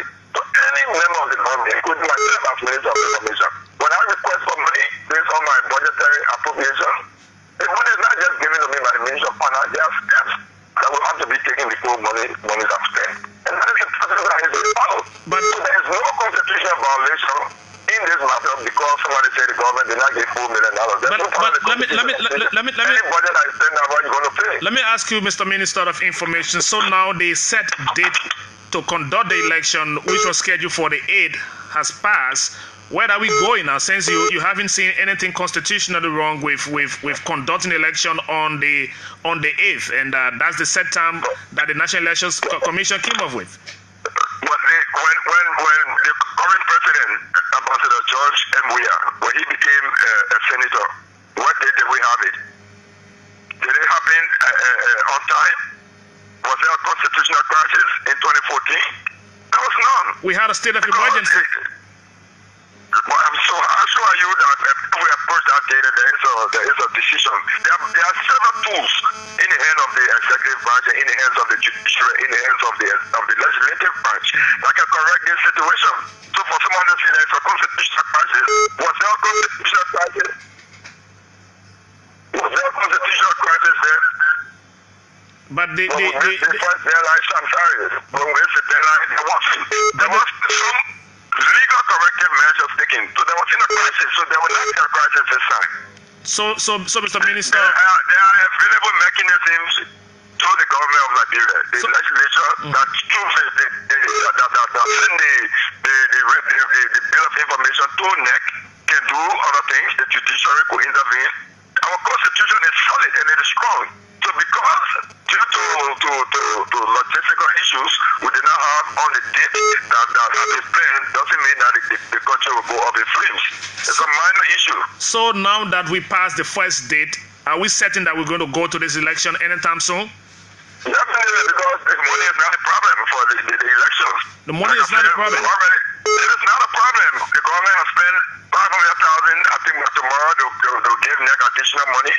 UNDP has committed to pay about 600,000. Money is not a problem, but the money will be spent very prudently and in keeping with the spending plan as proposed by the National Elections Commission itself. Thank you, Minister Len Eugene Nangbe, for chipping in as we conclude this conversation. Thanks very much.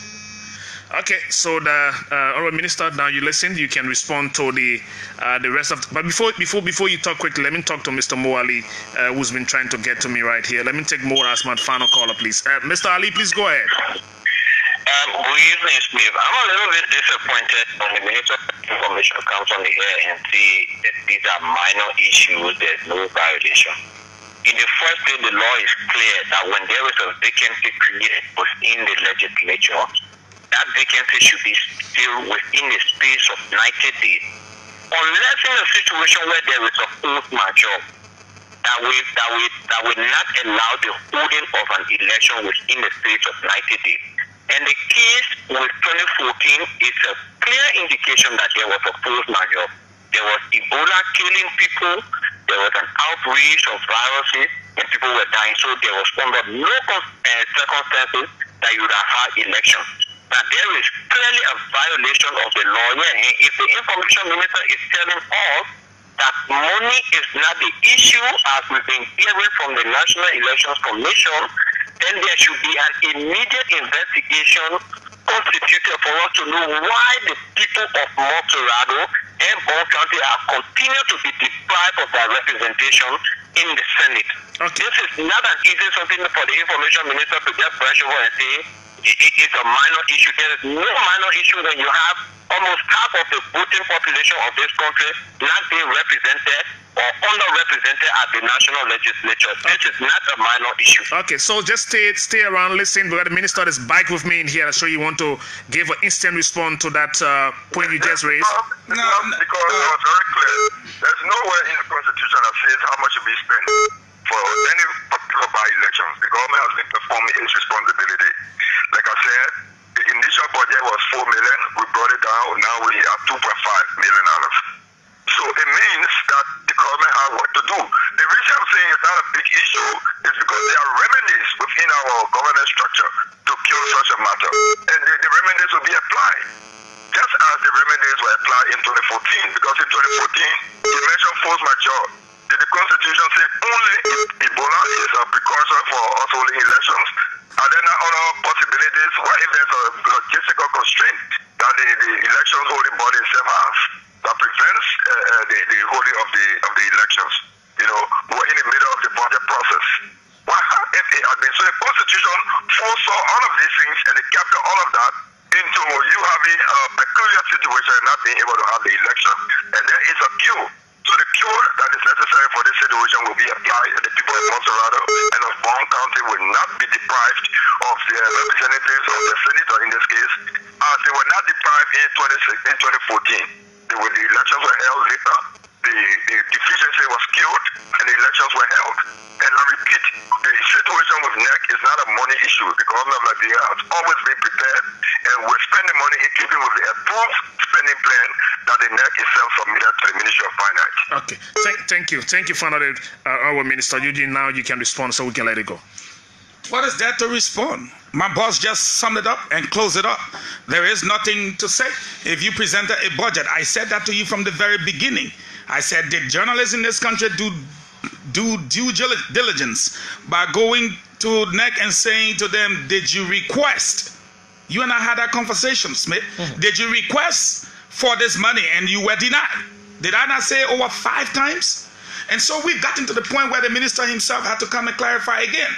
At the end of the day, what we're looking at, if you submitted a budget of $4 million and you were brought to the level of 2.5, don't you think the government did a job?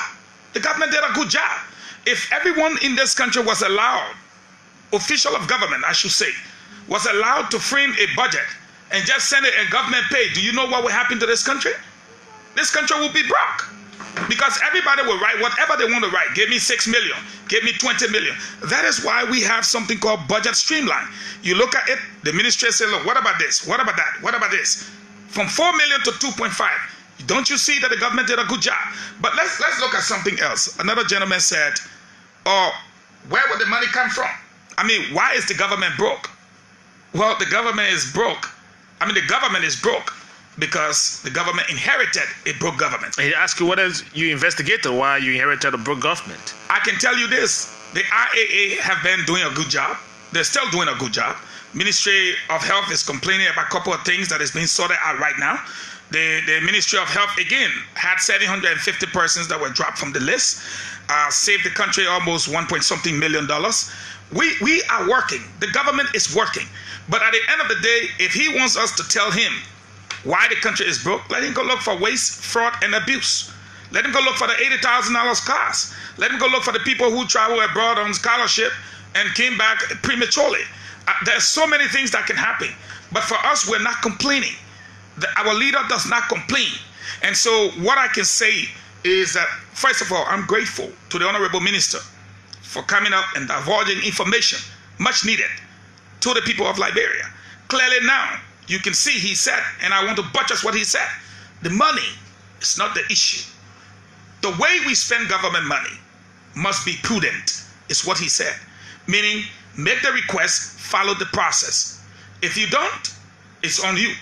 If you do, it is a process. And until the process is exhausted, you cannot say you were denied. Because delay is not denial. And delay can come from both sides. If you delay in making the requisition, it's on you. If we delayed in getting to you on time, it's on us. But either ways, I will still stress, NEC was never denied. Okay. Thank you. Thank you very much, Minister Eugene Fagon, Deputy Minister for Public Affairs at the Ministry of Information. Running through the time here, let me say thanks to Minister Len Eugene Nangbe for following the conversation and making his point. Thanks to all of you for calling in and making your contribution. We're about to talk about the Education Summit coming up. But before we do that, let us transition.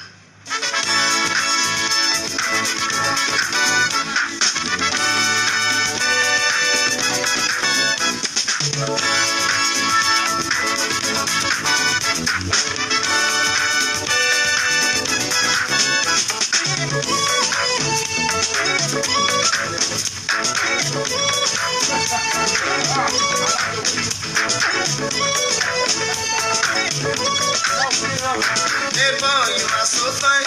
I love the way you smile. Hey boy, you are so nice. I want to be your man. Sing you a song from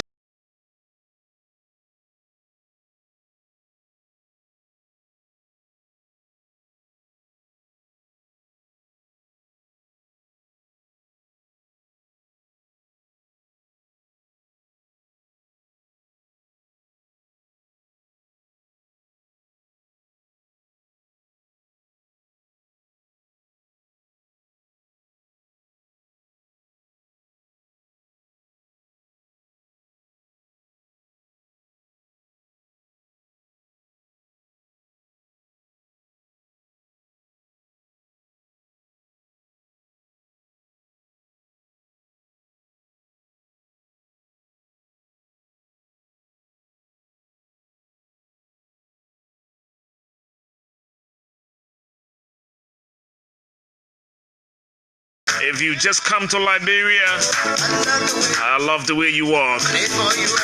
Once again, let me salute the team from the Ministry of Information.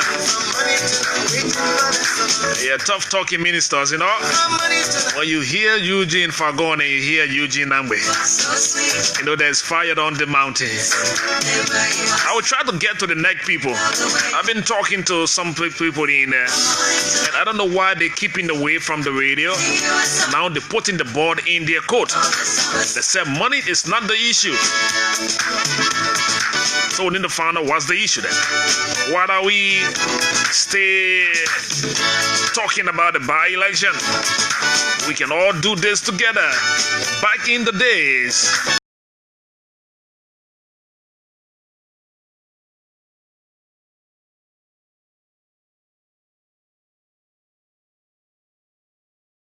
Talking all day today. And this one can book it down. Down you go. Down to the floor. Shake your waist. Let me say happy pre-birthday to one of my producers here. Her name is Deodora. She's the first Gemini on the Gemini list. So let me say happy pre-birthday to you, Deodora.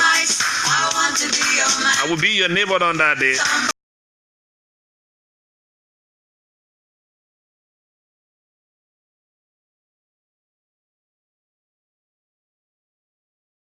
We'll be talking about is that a summit? Education summit. We want to revamp the sector, that massive sector. So we'll be talking education matter shortly.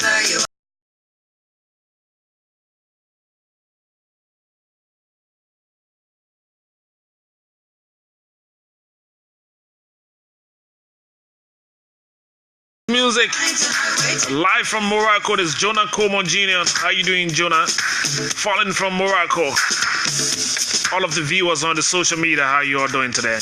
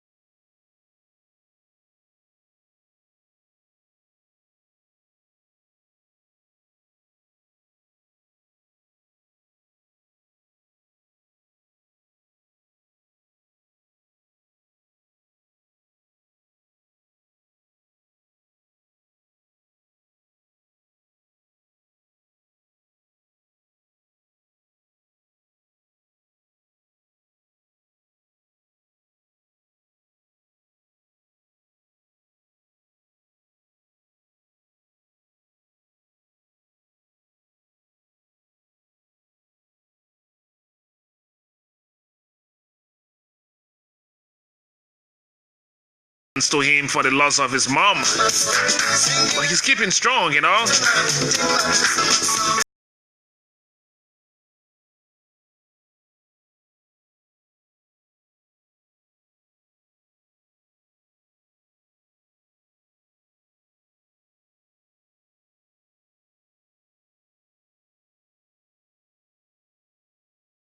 Mr. Niger Appleton Apple, how you doing?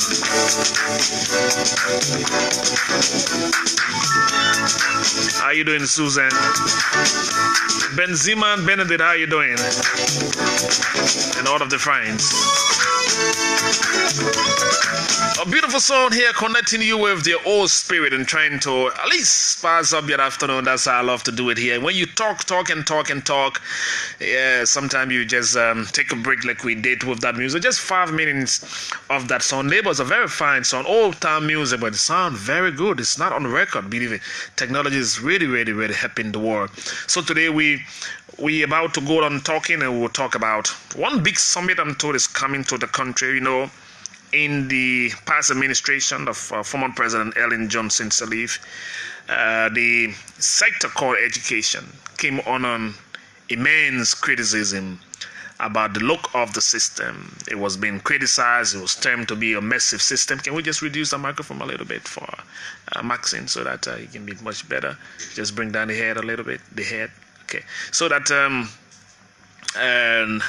the sector got condemned.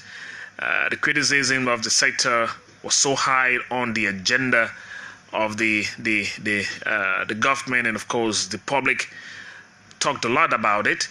And there was this way that people look at the education system of our country. The current administration and the current team of the Ministry of Education, they are trying to put their own eyes together. And I'm told they are planning something to bring educators and people of like minds together to look at that sector thoroughly, to see what is missing and what is there to infuse in the system to make it work, and to give it a taste of education and other education system around the world. So there's a summit coming up, but detail of that is what we're about to discuss. So let me welcome to this station, with the time check at 22 minutes after 5 o'clock, Mr. J. Maxim Bleaton. Bleaton, how are you? Thank God to be here. It's an opportunity to be on your radio this afternoon. And it's been a long time. Quite a while. There's one headphone that is giving me some sort of feedback. Can you just remove that? I think that headphone is giving us feedback. Okay. It's been a very long time. And how is the ministry doing so far? Ministry doing pretty good. Yeah. I'm sure this is our first introduction under the proper government. The last time we were talking in the last administration. Yeah. Okay. So how is the current cream of leadership by the ministry? Because you've been in there, you serve as communication director. No disrespect to your office, but how is it going? How is the current team setting down? You see, the current team is a very fine team, very mature, decent, very professional people, brilliant people on board. And we're working as a team. One of the things I really appreciate the current team for, I don't know what the feedback is coming from somewhere. Yeah, go ahead, we'll correct that shortly. And is that the team, personally at the Ministry of Education, working as a team. And I'm so happy with that kind of a condition that you find yourself working when others are there to coordinate, to give you pieces of advice, to create a corridor where you can be able to work proficiently and efficiently. And that is a proud for me, and I feel very, very happy working with such a wonderful, seasoned, experienced team. I appreciate that. Okay, so moving on, are there new plans? Is the ministry currently thinking about taking a relook at the system? They struggled in time past. That sector of the country in terms of education has been not really condemned, but it's been criticized a whole lot. Under the past administration, there was policy put in place. There was reform in and out of it. But the current team is thinking about doing something a little bit different. What is it that they are planning? Okay. Thank you, Smith, for that question. And we have, when the current team took office, being a very mature team, they call all of the stakeholders on board. And not only calling the stakeholders on board to solicit their views, they also have a comprehensive assessment across the nation that went to all the 15 countries. The minister really wanted to know whether the education system is a mess. So he wanted to do his own due diligence. So there was team dispatched throughout the length and breadth of this country, and came back, and the minister and the team went on the round table and decided, indeed, the system has a problem that we need to really solicit view to revamp the educational system. That decision to revamp the system came from this recent assessment. The assessment from the counties? Yeah, from the various counties, through the length and breadth of this country. So the minister concluded, along with the team, that there's a serious problem we need to tackle. we need to really come up and generate and really go to the root cause. So we need all stakeholders. What on sort of board. problem? Because before you even call people to assemble, that means we have identified. We identify some problems, some good problems and some bad problems. So now we need to come together, make a presentation at the summit. So we the minister and the team decided that we should have a summit, the National Education Summit. The National Education Summit. Okay. It will be held in Kakata Magi Bikante, Liberia campus, and we'll be beginning from the 21st to the 23rd of May 2018. 21st to the 23rd? Yes, and it will be very intense because we want to really know, we want to really discover. Look, let me tell you something, Smith. If you don't discover, you will not recover. When you go to the hospital, the people have to do your tests before they can tell you what is actually happening to you. Before you can go into the educational system and give it a facelift and make it competitive, you have to know what is unfolding. You have to have a first-hand information that is realistic, not just talking or speculation. No. With the due diligence, people went Grand Cru, Grand Judah, River D, River Seas, and you name the countries. No country was left out in this country. But Mr. Maxim, so we came together. Just 1 minute. You've done all of the assessment about the system and the administration before the current administration did similar work. They've gone on fact finding. They've checked the system. They did the reform. Why are we still having problems? Yeah, Smith, let me tell you something. When you come in this building as a boss, and people tell you, say, the chair is like this, you need to look there and make sure yourself, whether it's the arm or is the other foot. So you have to do due diligence so that you can have first-hand information, so that when you speak with authority. You can't speak because of speculations or information given to you. You must see it yourself and feel it, especially when it comes to education. This is our heartbeat. This is our blood. This is our backbone. Minus good education, people will be importing people to work in this country, Smith. You must say, will pass. Who's going to replace us? You are a wonderful journalist. You have a golden voice. But when you pass, who's going to replace you? We must make sure that our education system be the system that will replace us tomorrow. Even when we pass in our grave, we'll be rejoicing. So this is what Professor Sony and the team at the ministry said, well, we have to do due diligence. We have to go all out and have an assessment that we will have a first-hand information. And after that, we're not just making report to ourselves. We have to have a summit that all of our educational stakeholders will be part of the summit, the local and international stakeholders. And all government agencies and ministries, people will be there in Kakata. This is why we selected Kakata right next door. You can go there in the morning, Smith, to be with your OB crew, and you see the presentation. And let me tell you some things. The presentation at the summit will be presenting findings from the general assessment of the sector.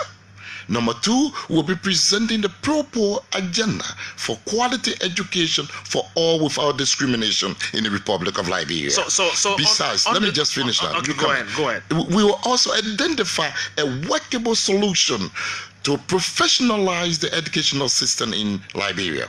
We'll also present reason for increment in the education budget for the Ministry of Education. And we also have a shared commitment for advanced education. We're talking about vocational and technical education, inclusive education for those who are not able to go to regular school. We're talking about higher education. We're talking about people who are overgrown. So we have to have a program to absorb them so that they'll be able to have a daily life.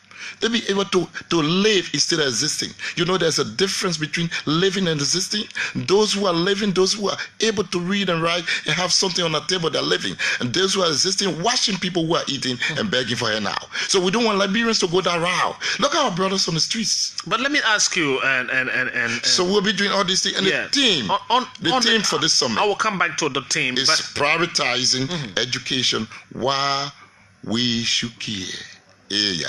Look, What is privatizing education? Privatizing education. Prioritizing Education. Why we should care.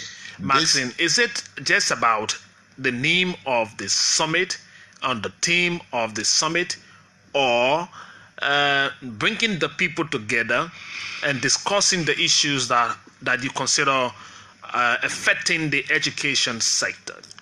That's what I want to know. We are bringing everyone together, soliciting views from our educational partners, educational stakeholders, our international and local partners will be on board. In fact, our faith-based institution, religious institution will be there. We'll also have the civil society groupings will also be there to do presentation. We'll listen to all, even the students, the teachers themselves. We need to listen to them. What is really happening? This must need to be tackled and be get rid of out of the educational system. We need to have a system that will be credible, a system that will be professional, a system that will be up to the task, that will be competitive, that people once again come from all walks of life to come to Liberia for quality education. Before the war, it used to happen. People from the Ivory Coast, people from Sierra Leone, people from Guinea and all walks of life used to come to Liberia for quality education. But why?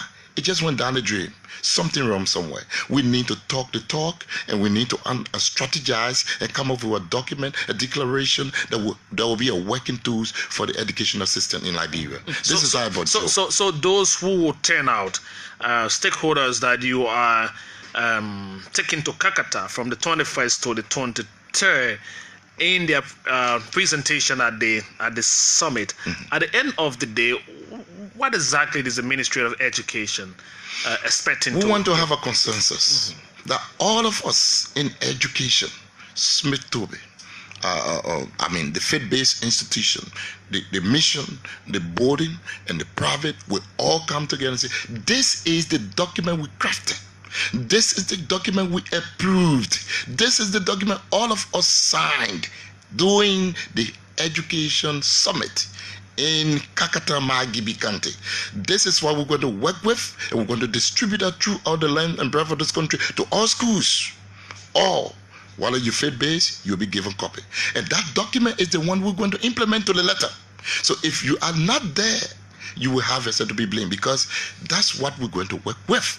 So if you're not there, we're implementing that document. If you don't abide by the rules and regulations of that document, you have to put your school on your head and take it to Sierra Leone or Guinea.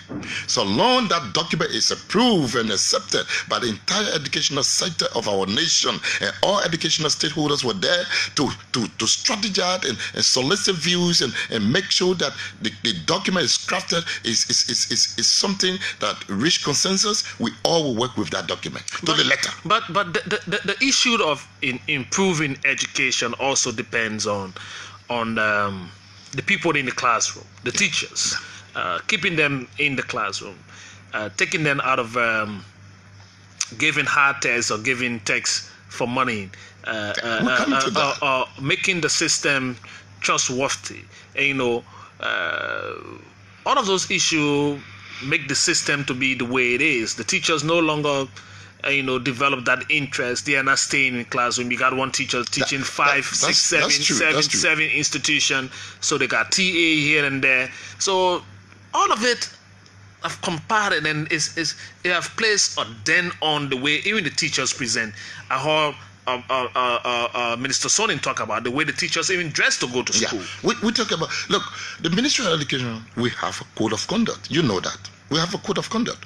But you know why? You cannot think that it's never been implemented, man. Okay, listen now. This is what we're going back to. Do you implement your own code of conduct? I'm coming to you. Some teachers don't even know whether there's a code of conduct. Okay. We're going to the summit. We want all the teachers to be present.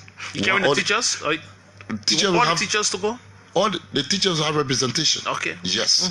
We have the Principal Association, we have the NTAL, we have the the various university association. They will all be at the summit to do the presentation.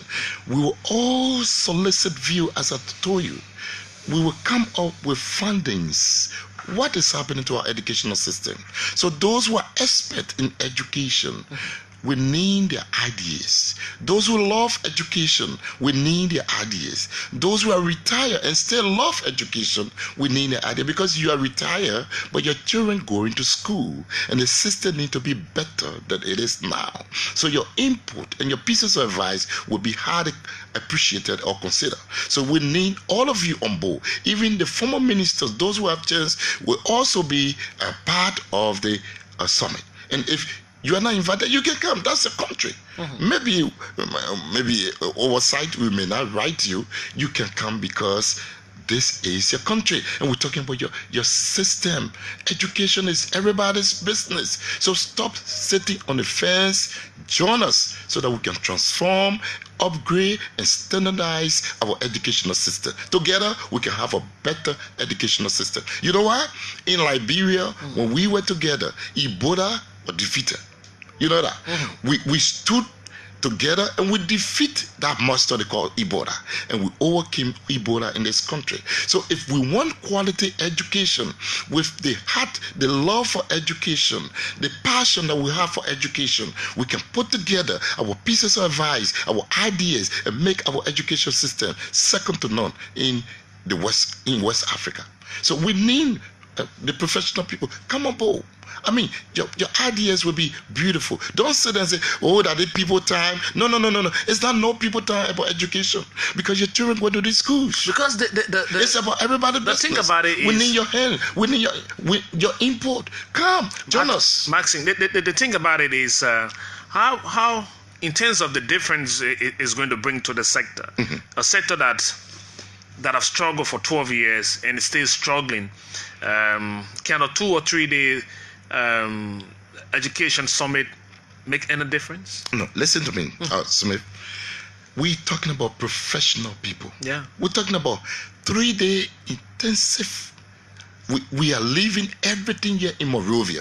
We are leaving our kids, our homes. We are going for these Bibles. We are leaving and going Kakata Magibikande. We will be stationed on BWR campus for the purpose of which we are going there for. No one is just going to leave when you're not supposed to leave. We'll be monitoring everybody. The CEOs for the various counties will be present. The DOs will be present. Our professional educational officers will also be present. We want the teacher representation to be present, because you know what? We'll be talking about teacher education. We'll be talking about how to professionalize the system. Not everyone. We'll also be talking about lessoning teachers. We'll get lesson to our teachers. So the lesson will be you see the nursing profession. They can lesson you. Then you are able now to operate. Even the lawyers. But they sit for the test. Understand? They sit for the test. They do a state board test. Yeah, that's the same thing we're about to do. We're going to discuss that. But in the last administration, some teachers that was for parliamentary. That was for parliamentary. And some people refuse to do that. Okay, so you see now, this is a gradual process. So now we're going to Kakata. Everyone will be on board. You want because teachers, the first time, you know what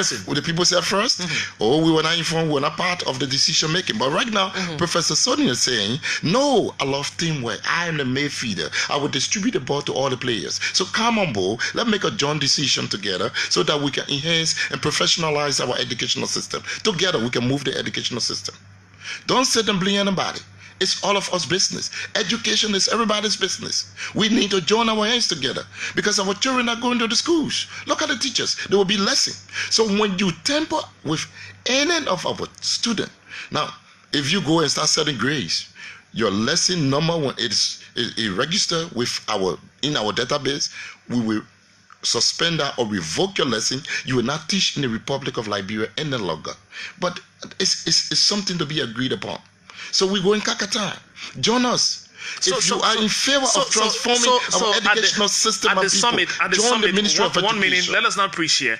So one meeting here, and so you go to Kakata equally with some proposal to the table.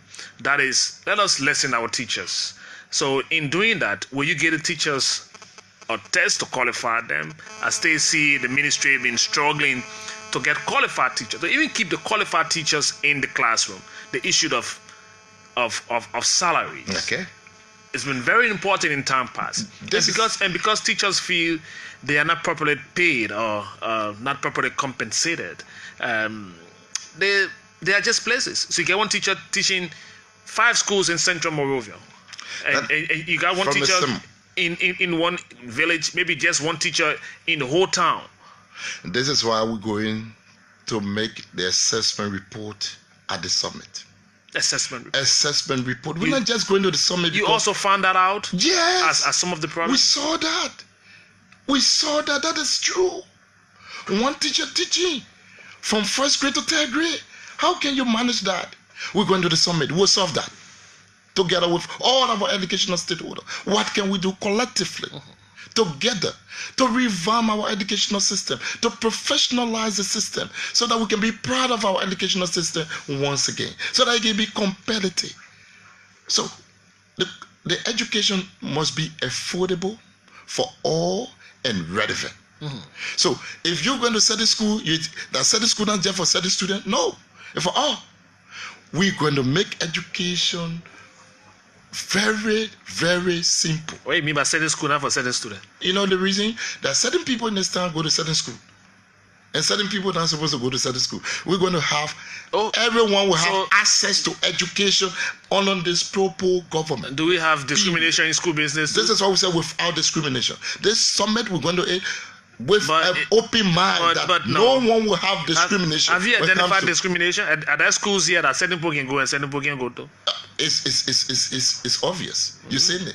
I don't know about that. Now, this is why we're going to make the presentation. Have you identified schools here? We for certain identified people? Some schools. We have some international schools. Okay, only for certain people. Certain people go there. So we want to erase that.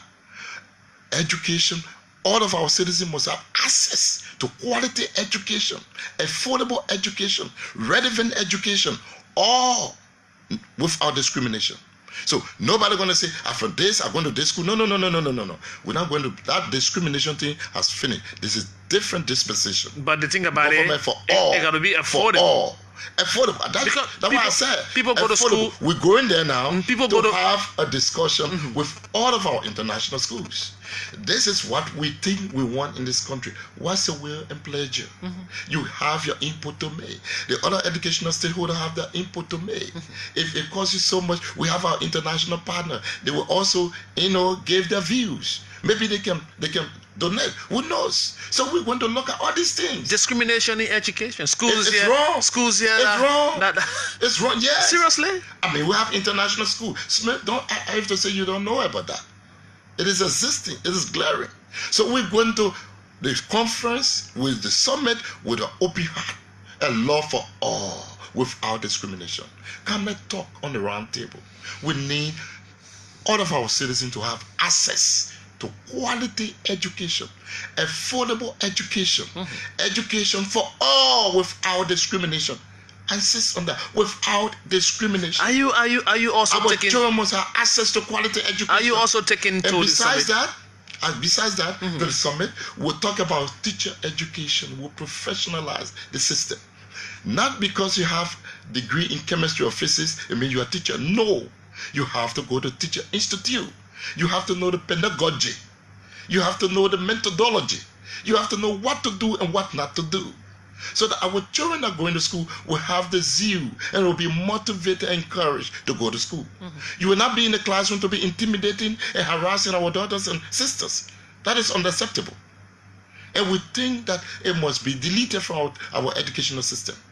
No more buying grades. No more sex for grade. So if you're a teacher, you must carry a zip up. Because right now, if you are not able to control yourself, get out of the classroom. Because when we lesson you, your lesson number, before we lesson you, you will take a test so that we know your IQ. So you see that? There are beautiful things that will be discussed at the summit. Smith, your team need to join us in Kakatama, Gibi County so that we can lift education in the Republic of Liberia. Well said, Maxine. Let me give you some time for some public introduction. We'll split out of here at 6 o'clock on today. Mr. J. Maxine Bleaton is the communication, director at the Ministry of Education, telling us about the summit that is coming up. It's scheduled from the 21st to the 23rd.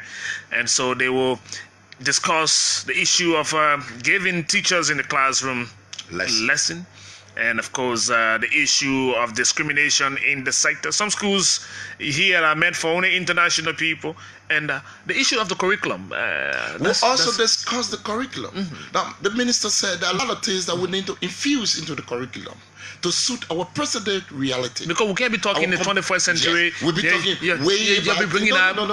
Yeah, you know. We want. This is what. Toby, look, let me tell you something. In fact, the fourth estate, the PUL, you are invited.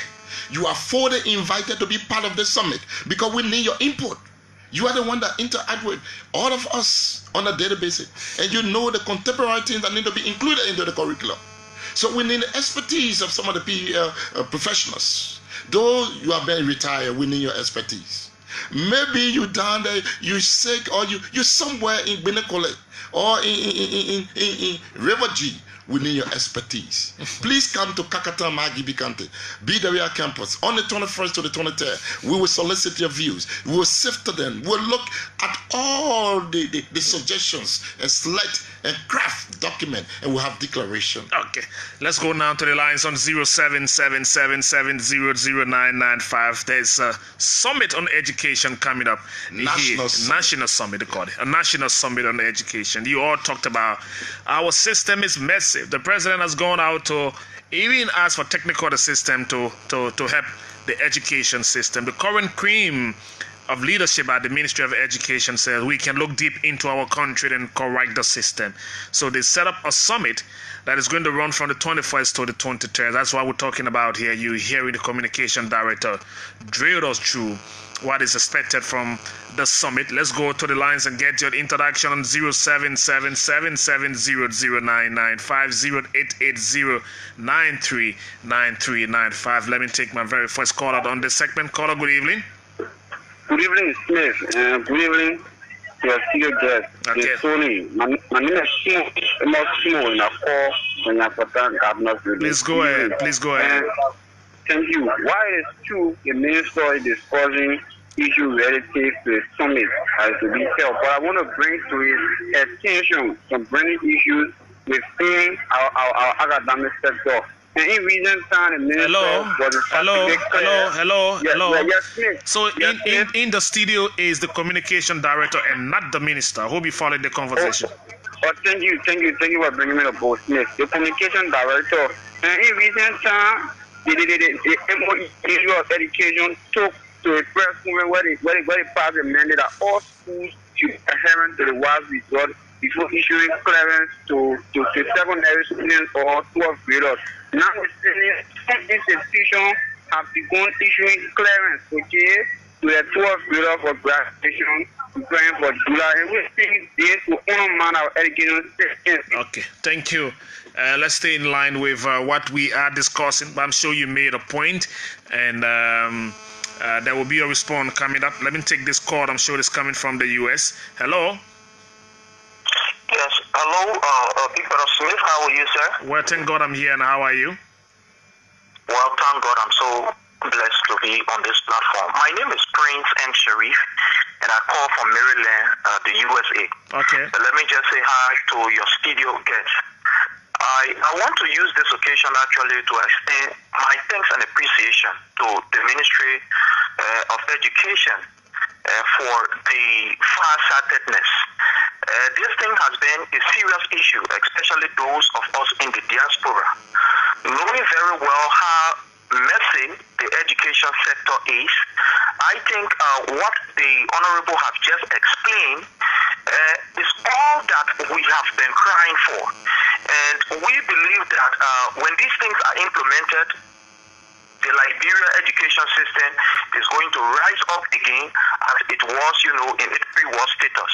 But we want to appeal to the Honorable that during this particular conference, we want to appeal to him that they can set up a kind of, system, like, for example, what you are doing for us, where those of us that are, in the diaspora can directly have our say in the conference, that we can make our own recommendation. We will appreciate we're allowed to be set up, or, a kind of system to be set up where we can also be part of that conference through the work of technology. Again, we want to thank him and to thank the Honorable Minister for listening to our craft. God bless them and God bless the work of each and every one of them, including you, Brother Smith, that continue to highlight this issue. Thank you. Thank you ever so much for calling in from Maryland, the United States of America. Let's go back to this line. Another one is ready to go. Hello. Yeah, good evening. And good evening to you. Yeah, this is Ruben from Ghana here. Ruben, please go ahead.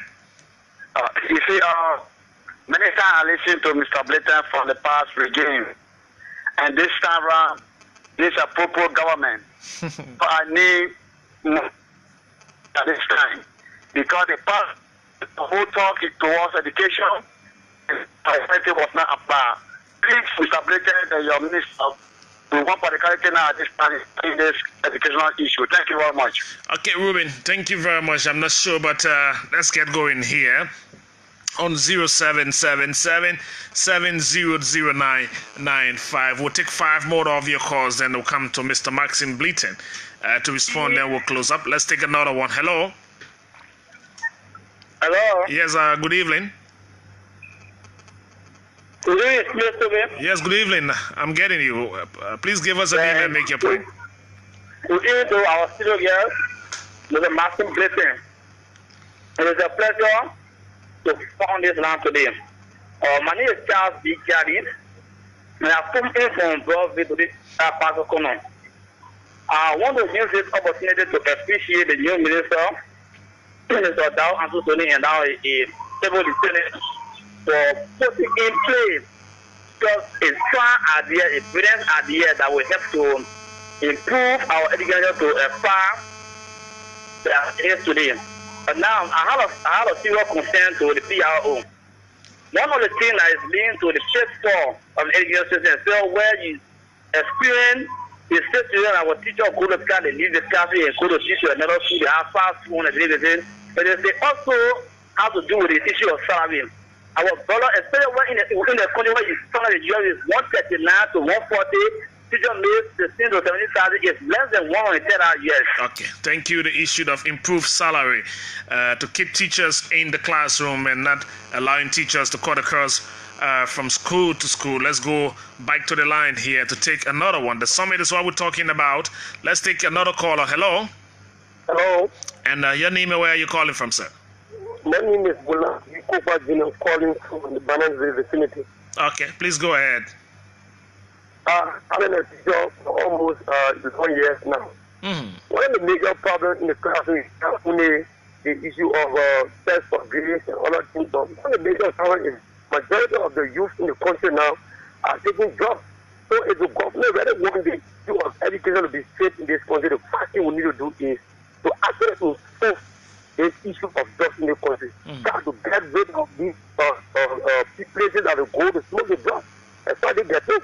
If people that go there and get rid of these places, the next thing is do that will be able to at least make the children to be serious. The next thing is we have many private schools. And these private schools, the owners of these schools don't want that their students to leave the school. So they spend most of the time, they pass all the students, no students saying that they come and do something to test. You follow that no students say. So if you say students cannot say, then it means anything to enter the school anytime and continue to pass to the graduate. All right, thank you ever so much. A lot of quotation now. People are picking in your comments, and one that is trending on our Facebook is if you are a teacher, zip up your pants. Rightfully said. Thank you. And so people taking that one and carrying it on Facebook already. Hello. Good evening to you. Yeah, my name is Osmane Goa and I join you from Freeport. Please go ahead, Mr. Goa. Yeah, let me just thank the spokesperson for the Ministry of Education for job well done. But I have a concern. My question has to do with if universities are also included in this summit, because we also know that most of the messages that we are discussing also meeting with individual university. I want to know if the university too are captured in this summit. Thank you very much. Okay, so we'll take 2 more now, and then we'll come back to Maxine Bleaton. So let's go back to the line 07777009508880939395. We're talking about the big summit coming up, 21st to the 23rd. You are live with us. What is your name, sir? Thank you, Mr. Toby. Good evening. Good evening. Yeah, my name is Joseph Tomu, and I call from Central Monrovia. Please go ahead, Joe. Thank you very much. Let me say a big thank you to the senior brother in studio. I think the education sector of our country need to be overhauled. Like this morning, my brother and friend Julio was just highlighting on the education sector of our country. And one of the things he said here, analysis that which of course I highly appreciate him for, was the issue of the education system in our country needs to be referred to as a national emergency, like the issue of Ebola. Because our education sector of our country, people are referred to it as a mess.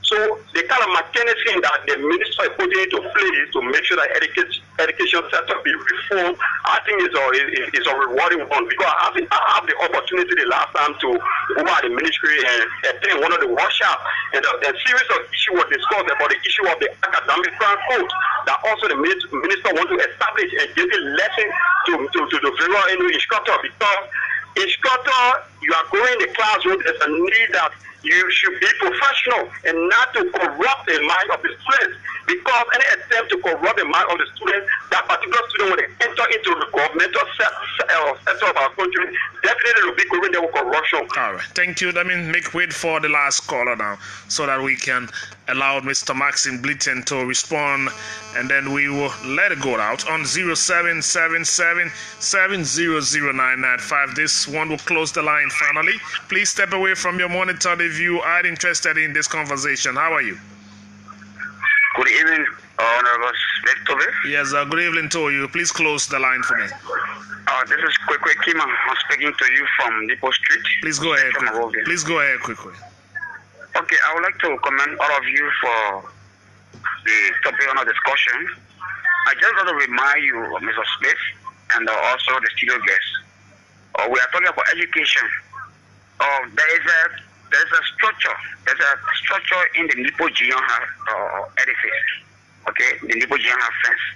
That the left-hander door erected, but did not complete. Okay, there's no roof over that structure. I want you to please take note and continue to air it so that government can take it into priority. Okay. We would like for them to please complete that structure so that they can maybe extend the Jianha to a Jianha section. Right there in the edifice of the Nipo Jianha things. Okay, thank you ever so much. I'm sure he's taking note.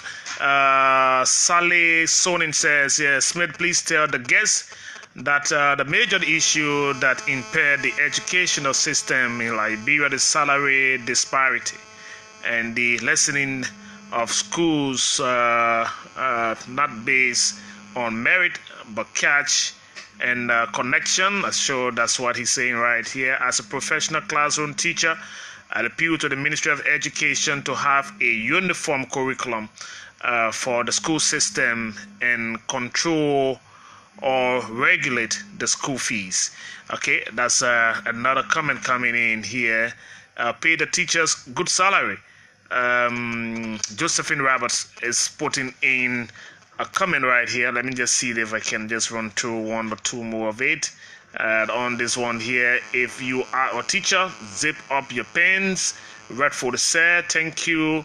That's Hannah and Kate Wesley Martin who sent in that one. Okay, I think that's some of it coming about Mr. Blitten. You listen. So far, it is your time to respond. Thank you. And we say thank you to all of our callers there. We appreciate your listening role and your input. This is why we're calling this National Summit in Kakatan, Maggie Bikante. We want you to join us. Let's revamp our educational system. We want your input. We want your views. We want your recommendations.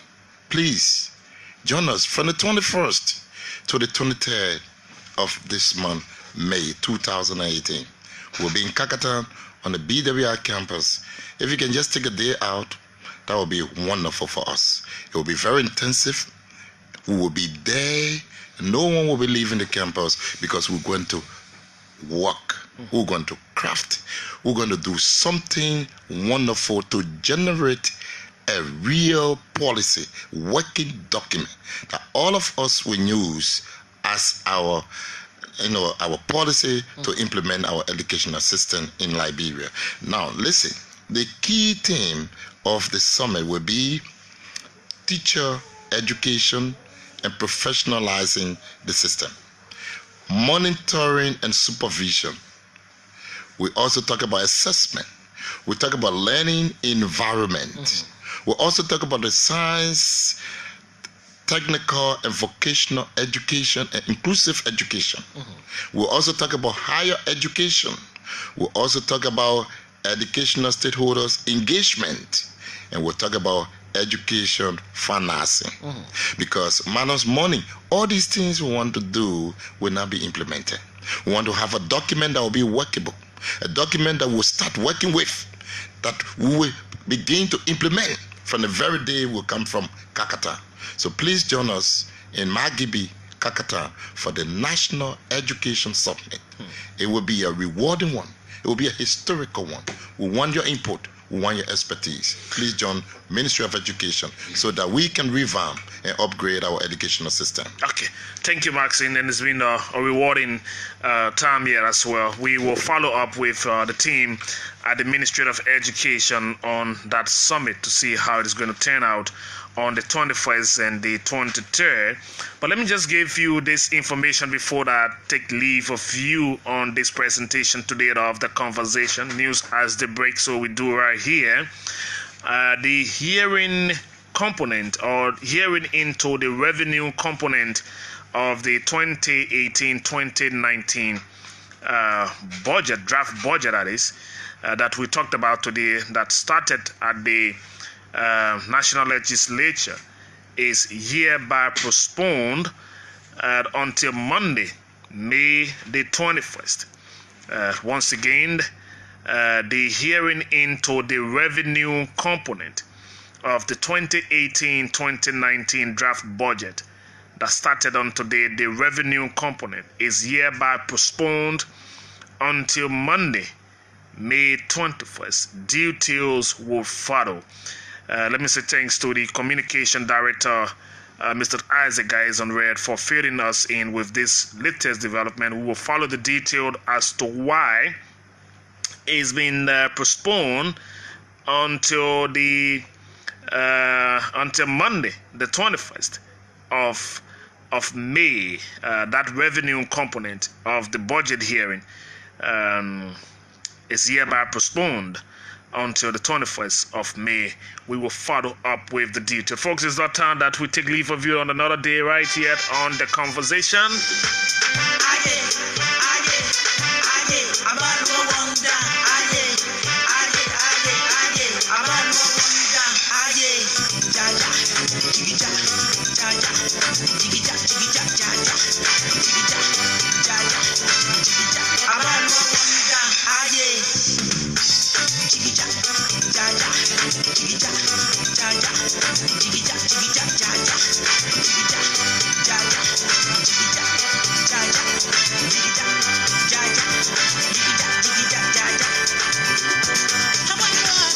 Sometimes it's good to go this way, but I'm not sure this is how I want to go home. I want to go home this way today, just this way. Sorry, I want to go home this way.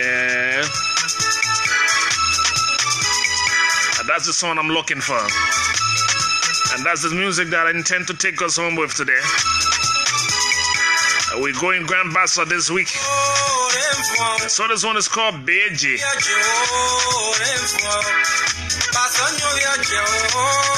It's been a wonderful time on another day here. Let me say thanks to my entire team here at Orchid FM.